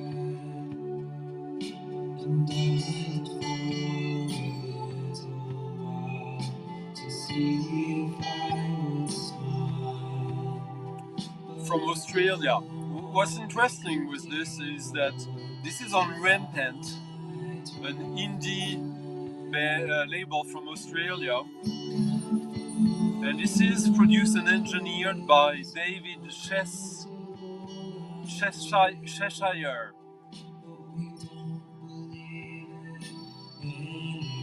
which is interesting because David Cheshworth did his one solo album on Rampant. David Cheshire Cheshworth is a fantastic electronic pop, avant, pop, art, rock musician, and I strongly believe it must be him. There's no, it makes no sense. It's a very cool 80s pop album. Not necessarily something mind-blowing, but I really like it. I was happy to find it.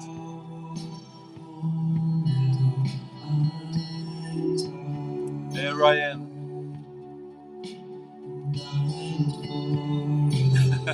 I'm not ending. Not yet. Thanks, Raph. Hey Bob. Waving.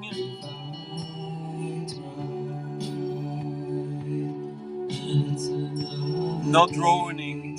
Waving.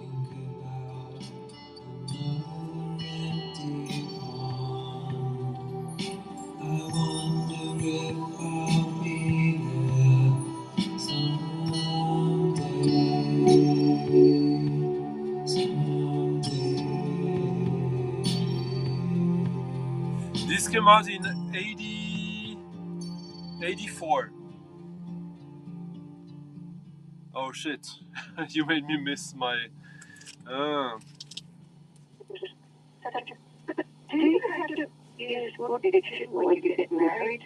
I agree, Jason. I know exactly what you mean. Admittedly, I played, in my opinion, the best song. There's some other good stuff, but that is by far the best one.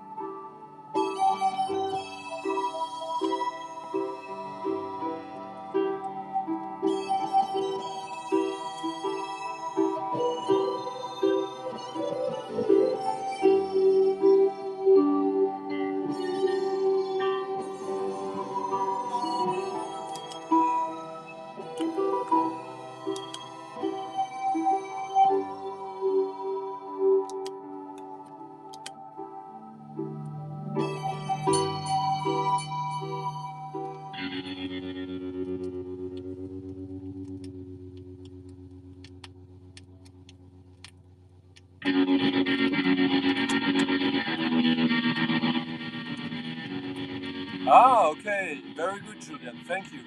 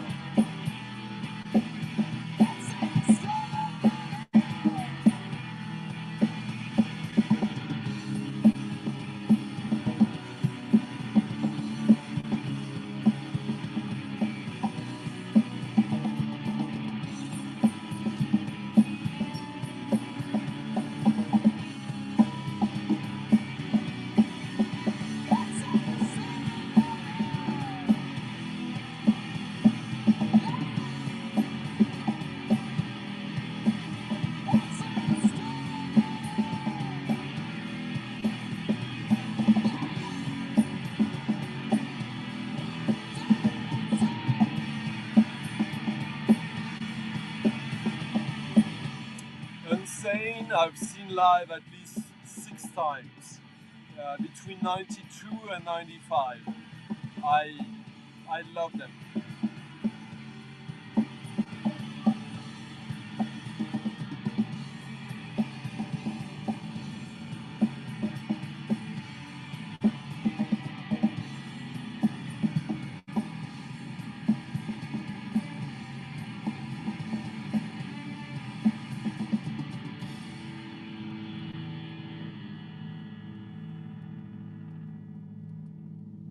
I know this might not be what most expect from me, but yeah.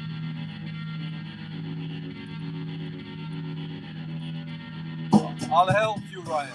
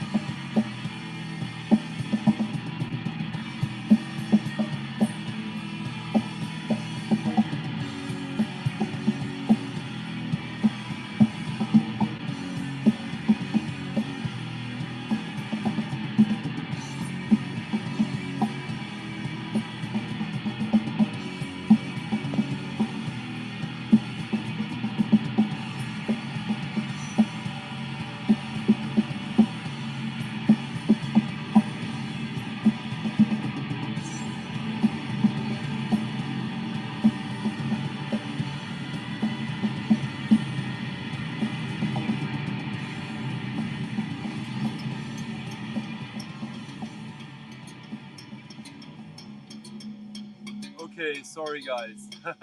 Sorry about the thing. Okay, slot drop.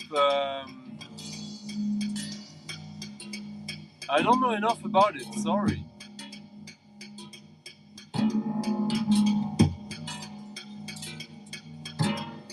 So yeah, Insane is like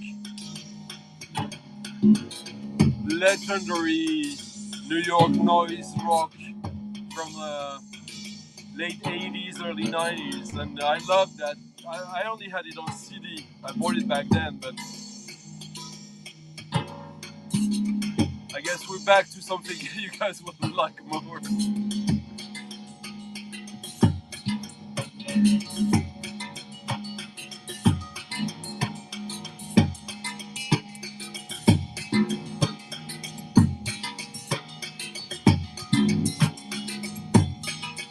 Ah, nice. Oh! Foufoune Electric, are you in Belgium? Or in Switzerland? Or in France?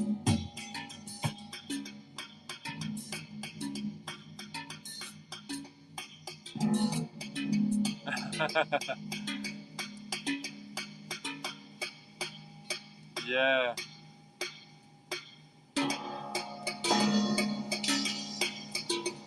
Salut!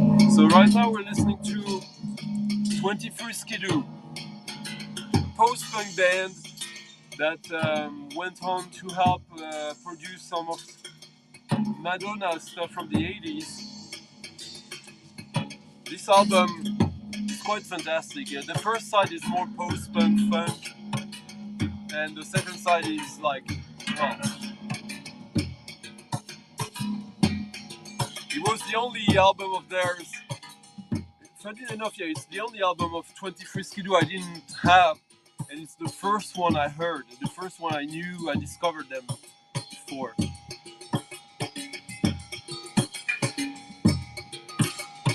This is quite cheap. Oh, Montreal, okay.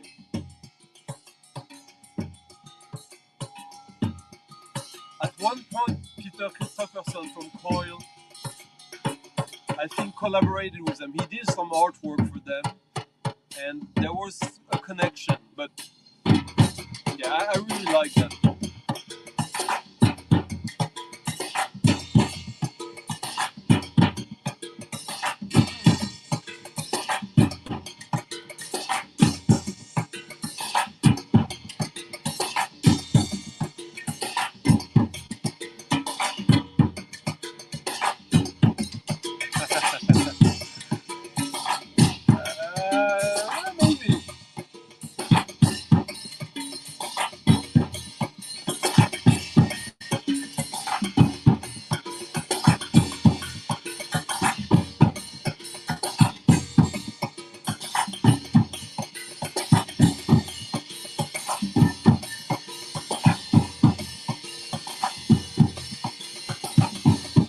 what's interesting also about this British band is that most of them were Asian.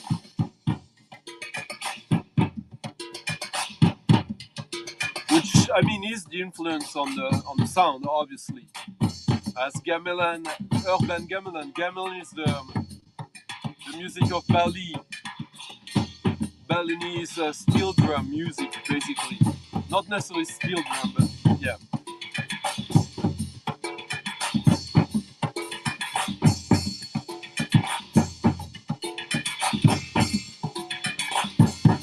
Ah, nice.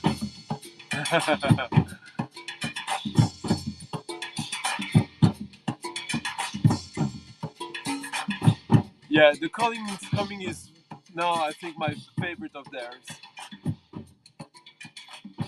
It's interesting how they went on to do all this stuff, produce stuff for Madonna, and do a production unit as well. I don't remember the name of it, but yeah.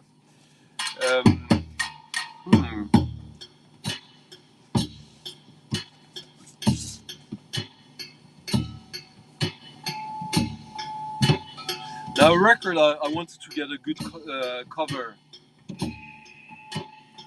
of.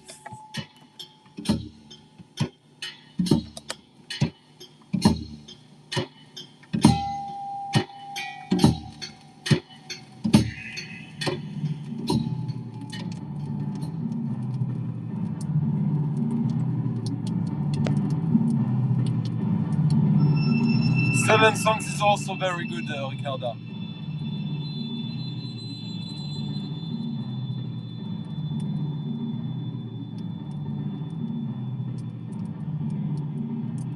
Ah, okay. Okay, I'll check it out again. The name sounded familiar, but only that way.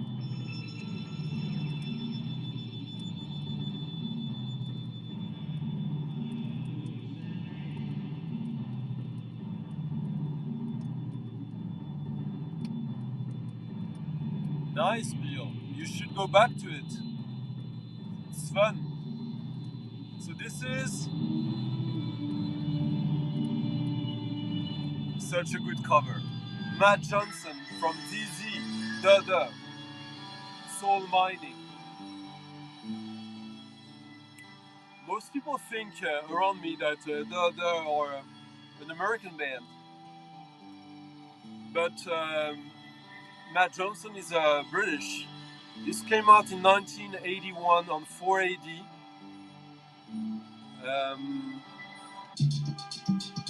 It's funny because the band that he thanks, the first person that he thanks on this, are Bruce Gilbert, Graham Lewis, basically Wire, which is not necessarily the connection you would make between Duh and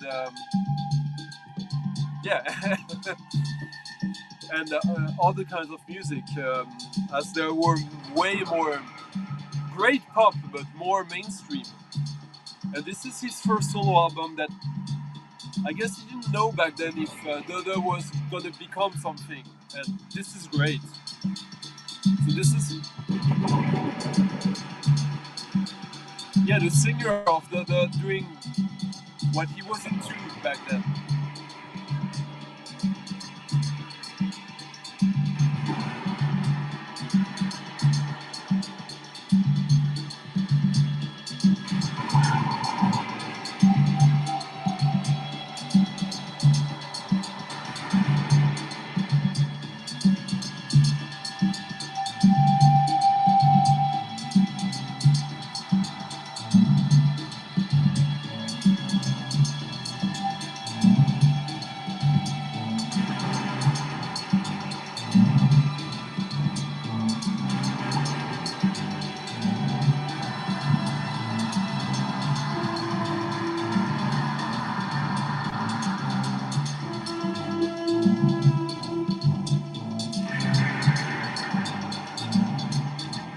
Absolutely, Joe.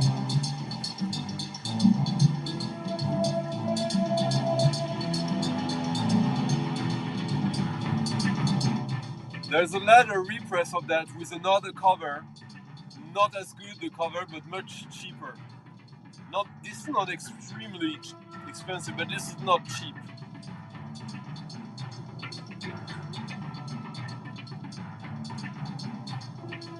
Yeah, it's very surprising. There's some cuts that are more pop, some that are more experimental than this. It's a deep album, like it takes some time to cut through it.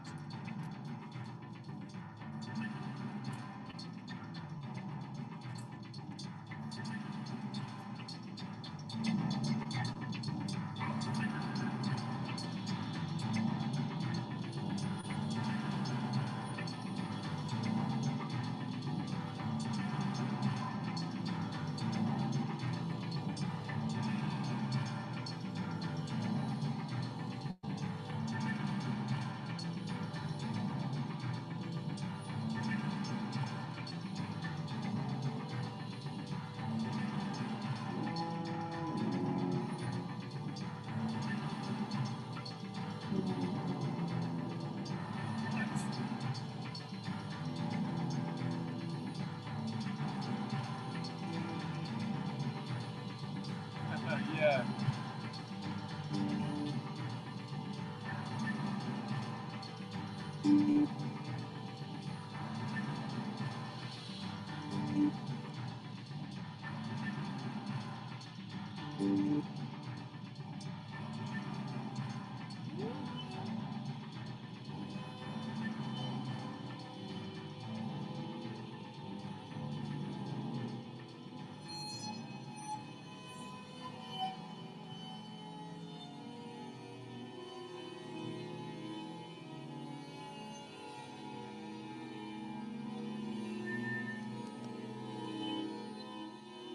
Yeah, but yeah.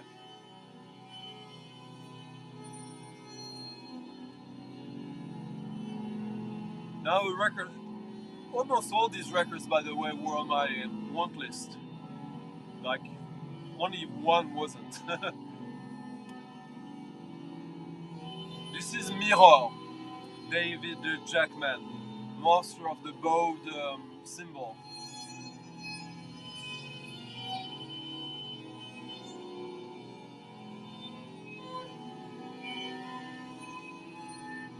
This is ambient drone experimental music. Beautiful.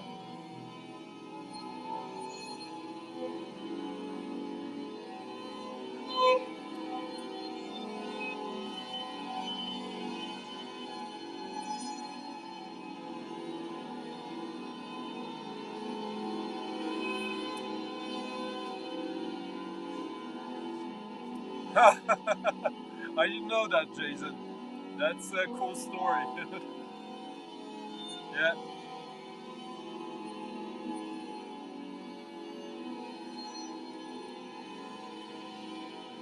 Oh.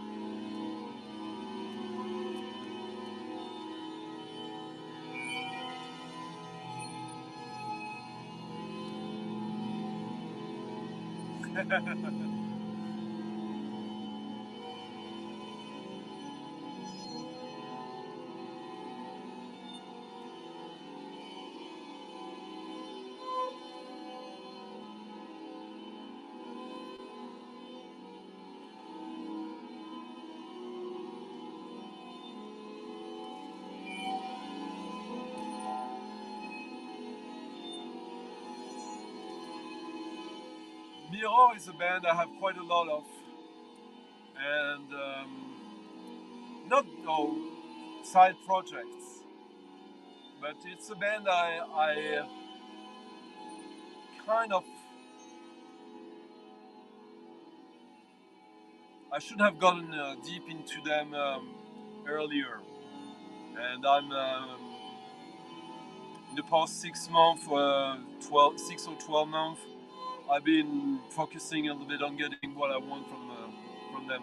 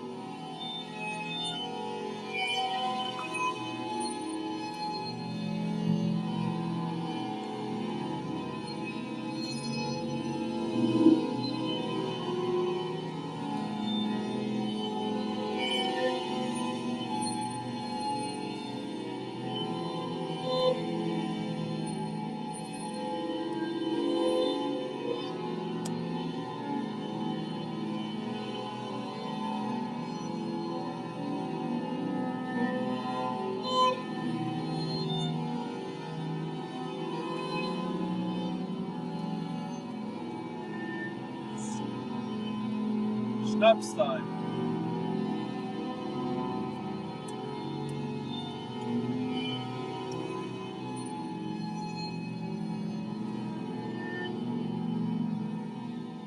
Mirror.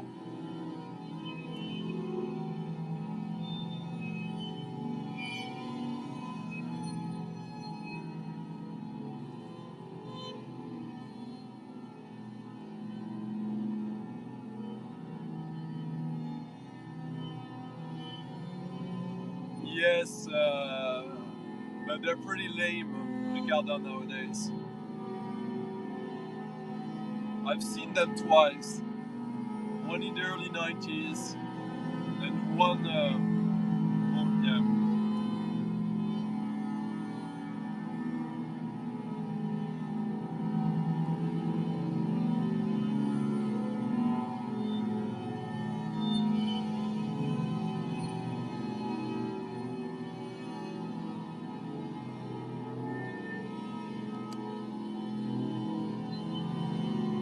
I love this.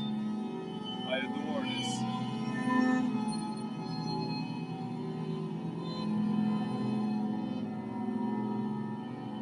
Yes, Stéphane.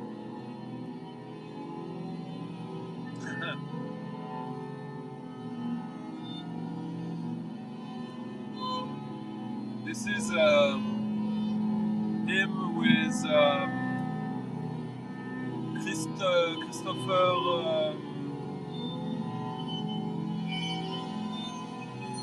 I forget the name.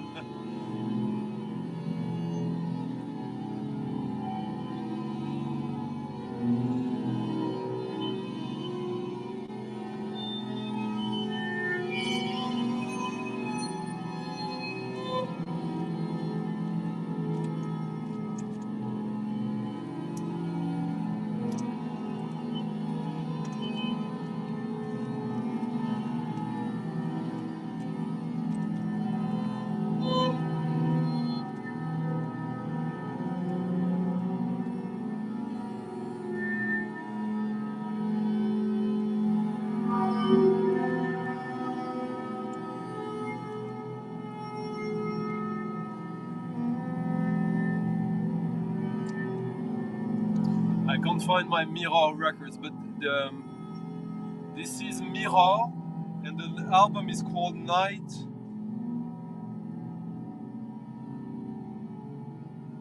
Flight, I think. I'll show you the label. Yeah. Christopher Iman, exactly. Yeah. Hanas, Organum. Yeah, I have all these records. Mirror is one of the few I didn't go deep.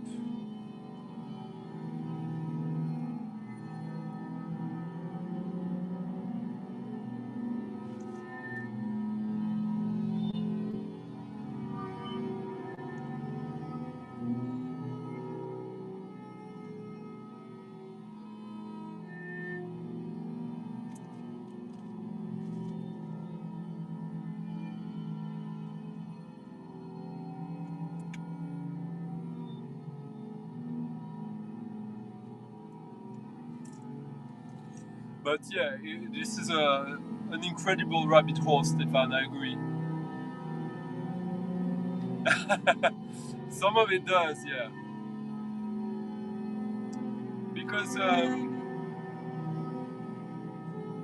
isn't that the best part about Sgt. Pepper and the Magic Tour, or whatever it's called?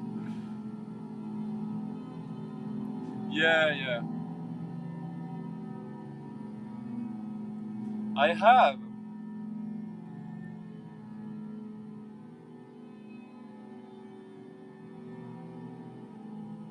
Yeah, he's fantastic. There's the one he did with Charlemagne Palestine as well that is insanely good and quite cheap. I'm looking for it myself.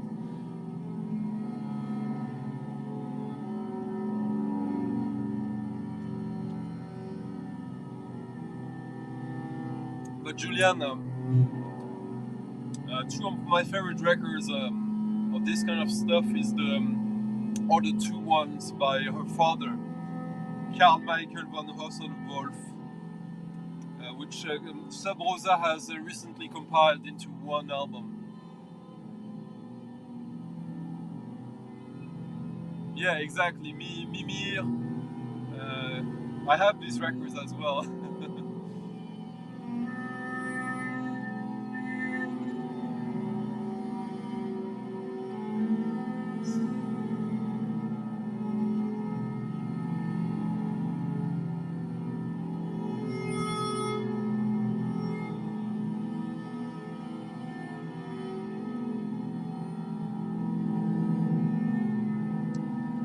For those who missed it, Michael 45, he got a lot of really good organum at the fair.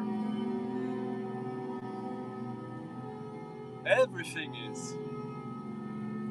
is.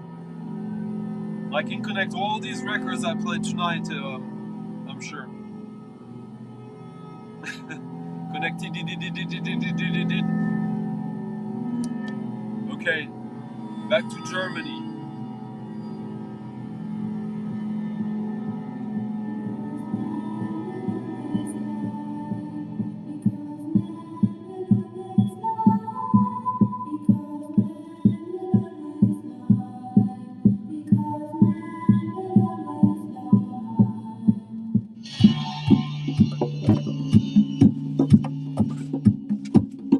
A record I had been after for a long time without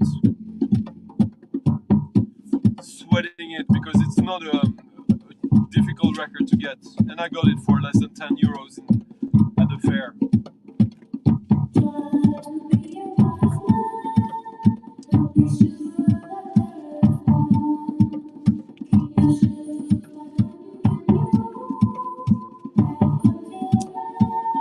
What's quite weird with these Miro records is most of them are very limited, like 300 copies. You can still find most of them for a normal price.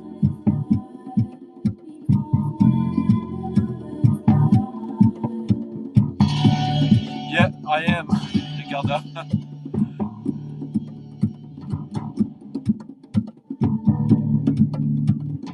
Oh, yeah.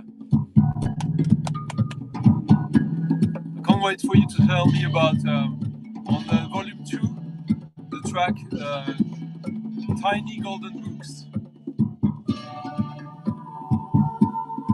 Hey, Novisnik.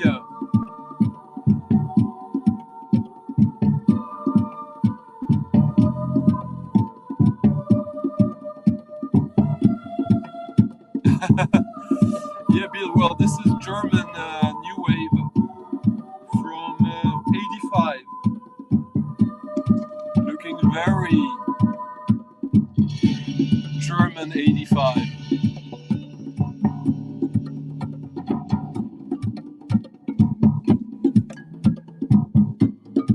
Well, you're in luck, Nick. You can sell them back to me and make a good profit if you get them at that price.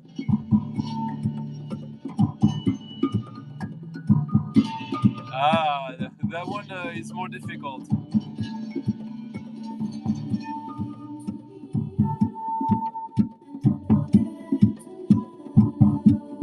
I knew about Philippe Boa because there's an EP of his of the early 90s with remixes by Aphex Twin and Locust. And they're okay, but so I still had his name in my mind.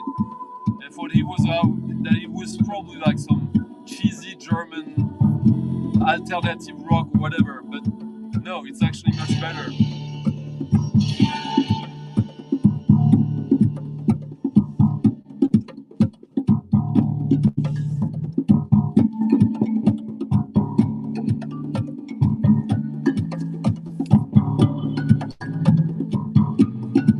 Big, really? Okay, I didn't know that.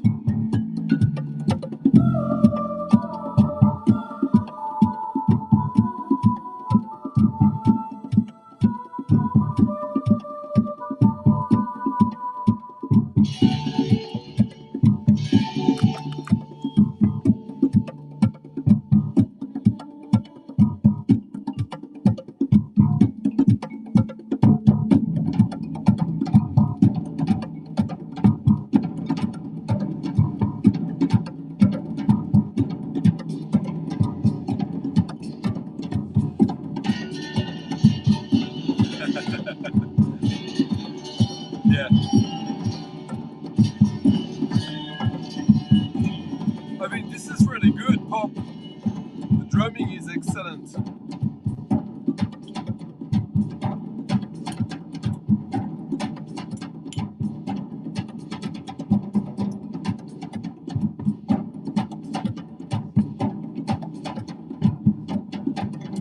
We're close to the end. 2 more records.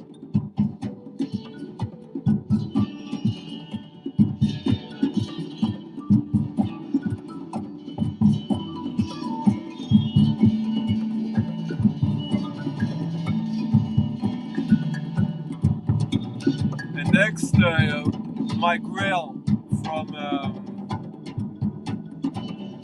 the fair.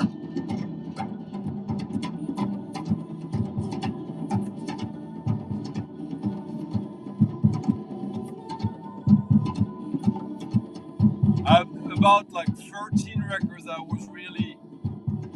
This is what I want to find. I only got one. And this is the next one.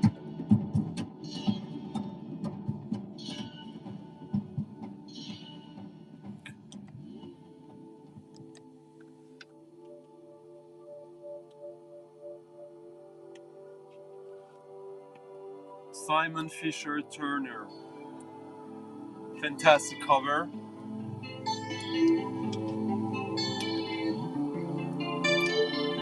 When Will I Shoot You Again? A farce written and produced by Simon Fisher Turner. This is him.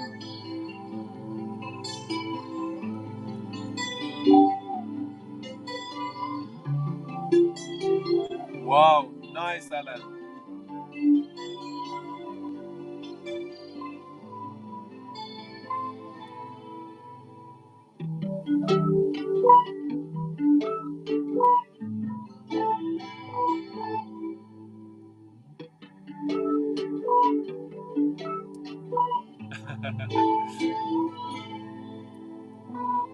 Yeah, it is.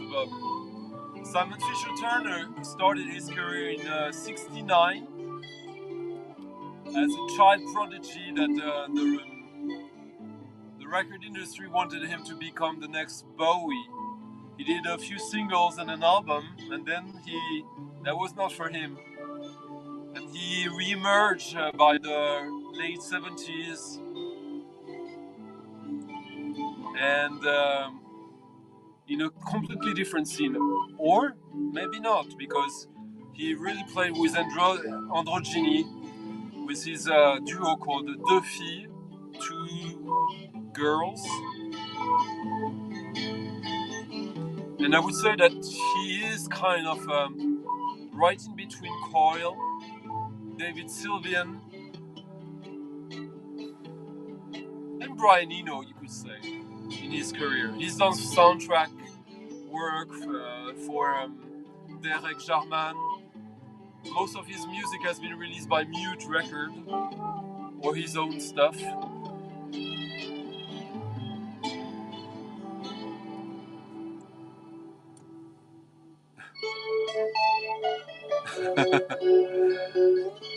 Come on. Yeah, Deux Filles. I love Deux Filles. And this is the first album Simon Fisher Turner did under his own name, The Bone of Desire.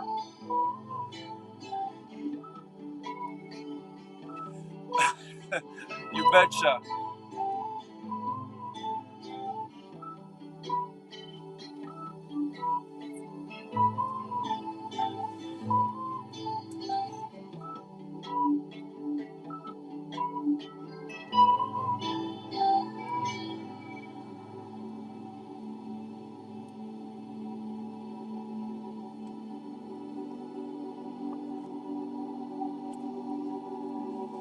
And you guys, I think I'm gonna end with the next record, unless you have better ideas. But I'm discovering this record. I was looking for it because I'm obsessed with Simon Fisher Turner right now. It's I only listened to it once earlier today actually, and it's quite esoteric album, which I'm fine with it. Actually, I welcome that, but I was expecting something a little bit different, and yeah, I'm very happy. I'm also very happy the way I found it at the fair, which was like almost an accident. Oh, this is very clusterish.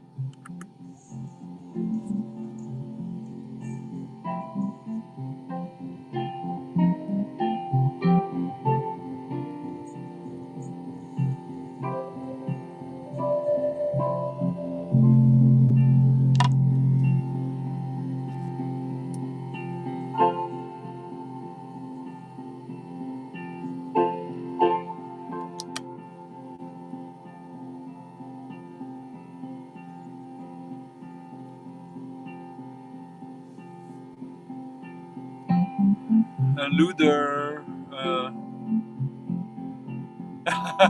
No.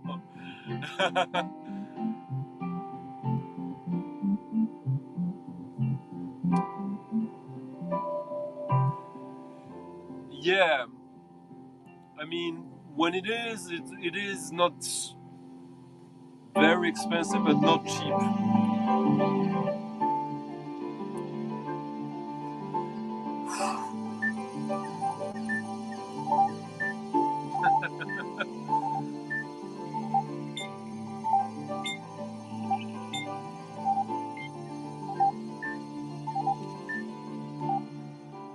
Okay, maybe I'll play what I intended to.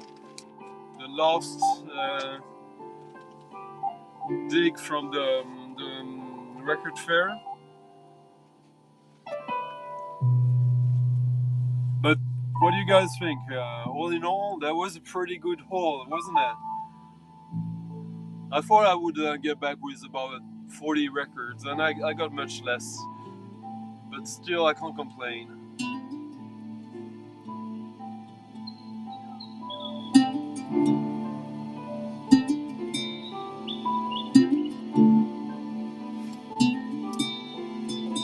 Ottaker, huh? Okay.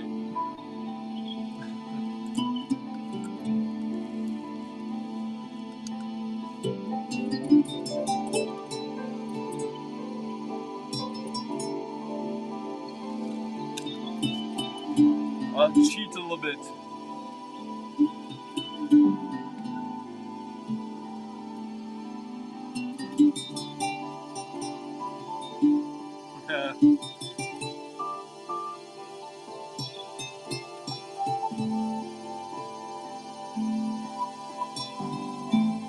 That's nice too, you know. I'm not a guru. If you like everything, it's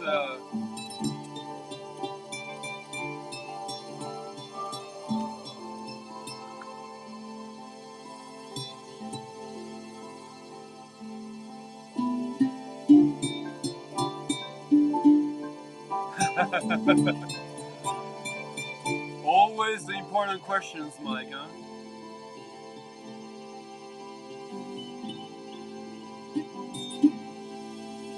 I think it's Brazil. I'm sorry.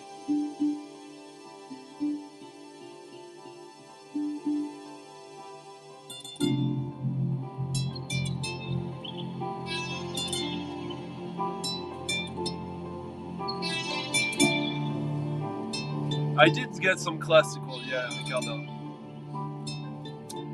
And I got Michael to get some Mission. Yeah.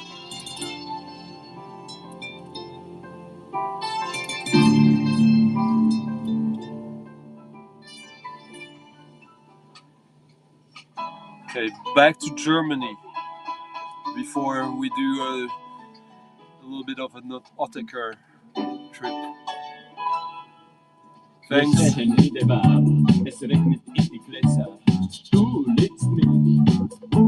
was Afrika ist weit, ich spüre die Trommel. Mexiko ist weit, hörst du die Melodie? And now something else. Hörst du die Melodie? Tom Ducapil is behind this. I collect everything Tom Ducapil. I love Tom Ducapil. My second choice, Alex, I agree. It's a punk band from Germany. I'm not sure from where. This is like a compilation of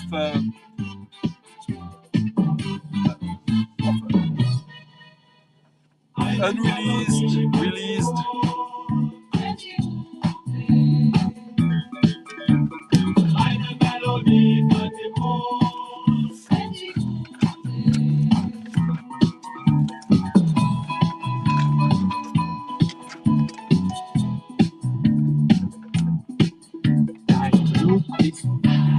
Deutschland ist kalt. Wir verkaufen unsere Möbel, packen die Koffer, lass uns auswandern. Lass uns auswandern. Ah, nice, Ricarda. I don't love everything from them, but they're very cool, and Tom Ducapil is always worth checking out. I think Tom Ducapil immigrated from the Czech Republic to Germany when he was young, and I have so many projects by him.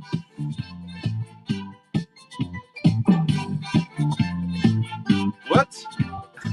Jeff Red was there? Sorry about that, but you know, yeah, times are tough, and I have to buy a new computer. I really do. My computer broke down on the last day at the trip in Germany. So if you guys liked all this, there's a tipping jar in the description of the video.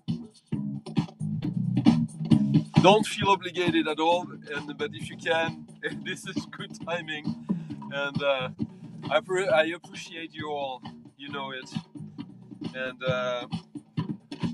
we're gonna end this with a little thing for Ryan. A track that has some quite interesting history. Jean Ferrat? No, don't do that. It's a great French singer-songwriter for the text, but the music is super boring. Yeah.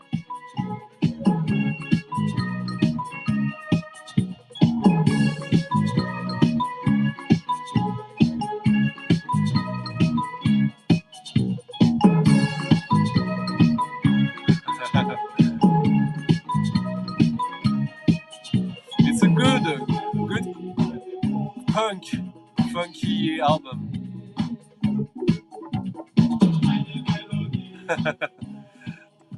Alright, this record was originally released as CD single, self-distributed in 2003 at the Ultimos party that I was a DJ at, that I showed already pictures of that.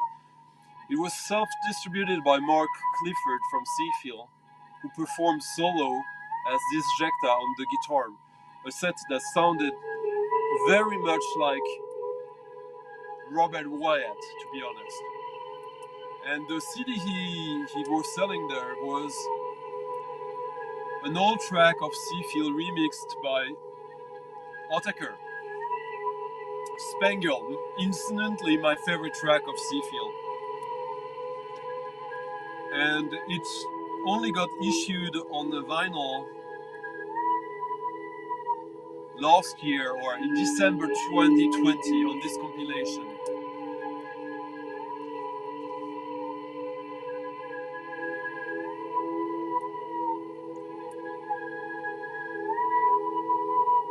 And I get goosebumps listening to this. I adore this. And wait till the drums come in.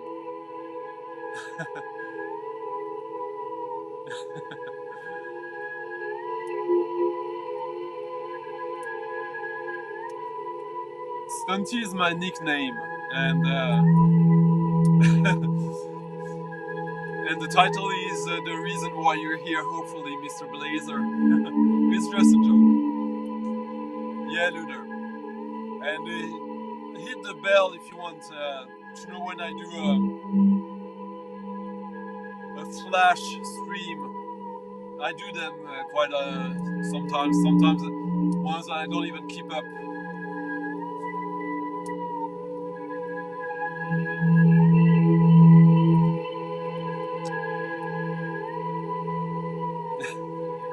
Exactly.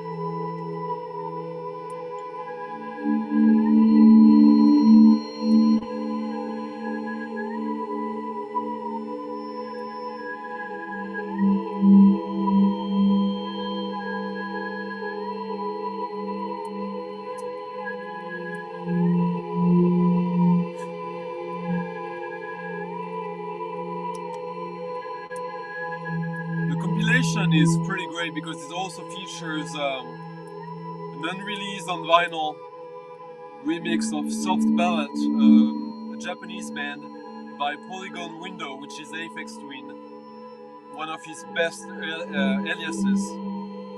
There's all the cool stuff on it, but really, wow.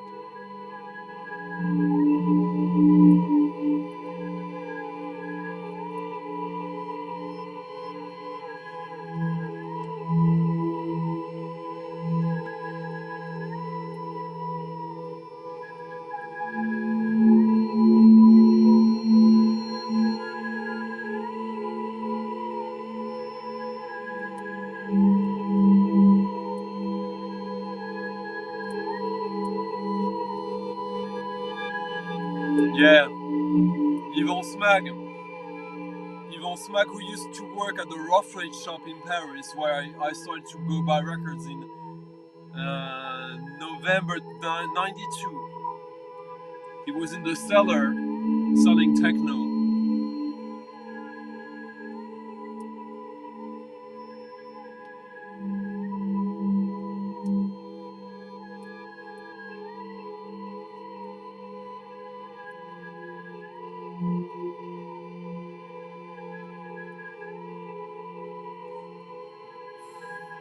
It is what it is, and Luder, I hope it has a place in the VC. Obviously, it does to a certain degree, because today was a little bit special. Usually, I try to balance it more with even wider styles. Today, I only played the stuff I got at the fair, apart from this track and the very first one. But yeah, the whole point of this is to empower ourselves in the sense that modern mainstream pop music or Musique Concrète, like the Belgian stuff that I played, we shouldn't separate them too much. We can enjoy the both and be the same person and be totally honest about it.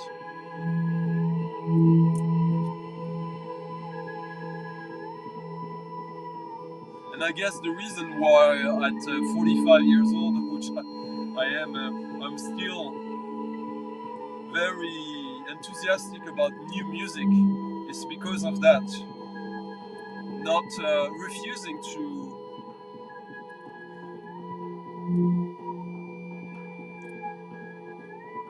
have scales, and this stuff is better than this. This style of music is more important. Of course, I have my biases in the sense that the stuff that I love personally the most. But when you listen to a track that you like, even if it's not your favorite type of music, I love it, and I don't think about, do I like this more than this? Is it better? No, I like it, I love it. And that's it.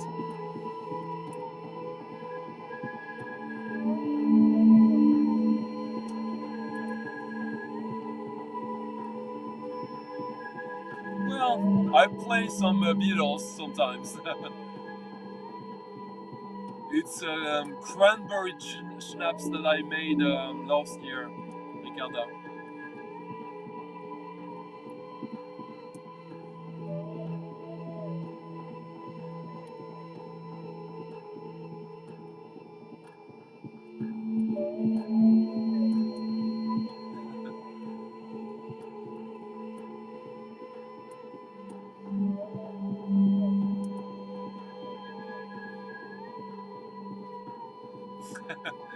Hey, Geo Modern. Yeah, you're welcome. Exactly, no prejudice. Wow, thank you, D Waters. Humbling.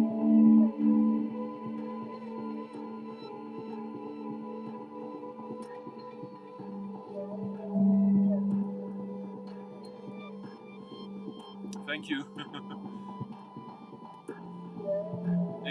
Exactly, Jason.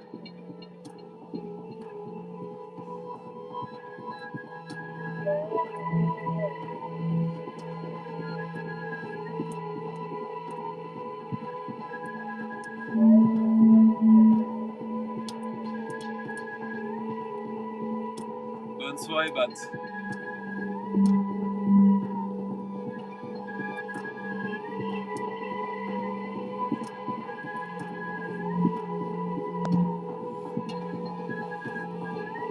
Ask Michael 45 that he believes I am to a certain degree, and in a way he's right, but I'm not an audiophile in the traditional like, for me an audiophile is about the gear,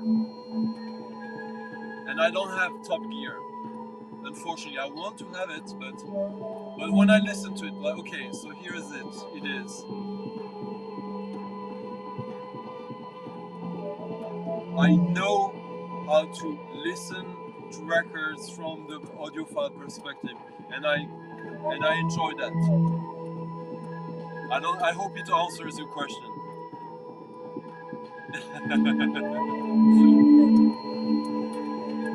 Oh, so this is if you will go watch the original Austrian funny game movie by Michael Haneke, featuring Parmigiani and John Zorn in the music. The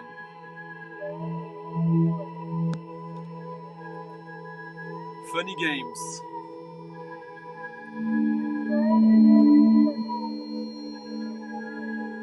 Yeah, it was fun tonight, wasn't it?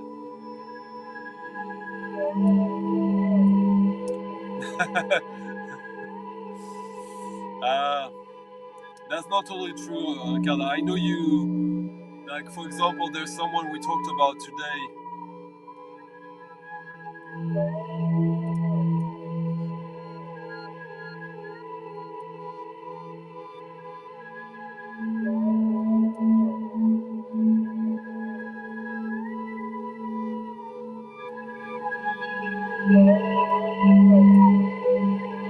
Cheers.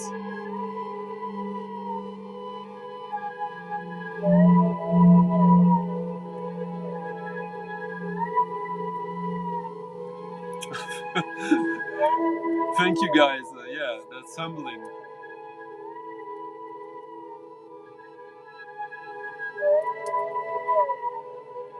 No, average, unfortunately. I just never have, like, you see, I have a tipping jar for you guys to help me buy records and a new computer. I never managed to save enough so that I can afford new gear and new records. New records are always the priority.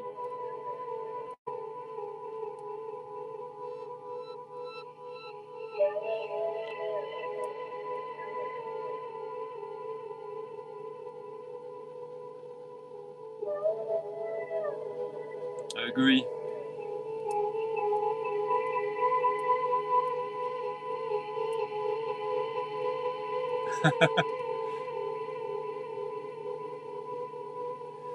Yeah, yeah. But they're not top range. And I got them cheap.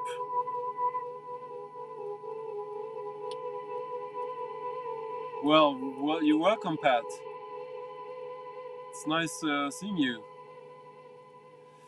And it's nice leaving you on this nice note that Seafield remix by Ottaker back in the in '94, I believe. Only released in 2003 on vinyl, on CD, and only a couple of years ago on vinyl. On this compilation, IDM Memo, which is a play on word on the IDM and memo. The future of nostalgia. Precisely a good description of the music we listen to. So thank you guys. Like, subscribe, hit the bell, leave me a tip if you feel like it. And I'll hopefully see you next week. And probably before I'll have some videos to record. Bye, good night. It was an excellent chat.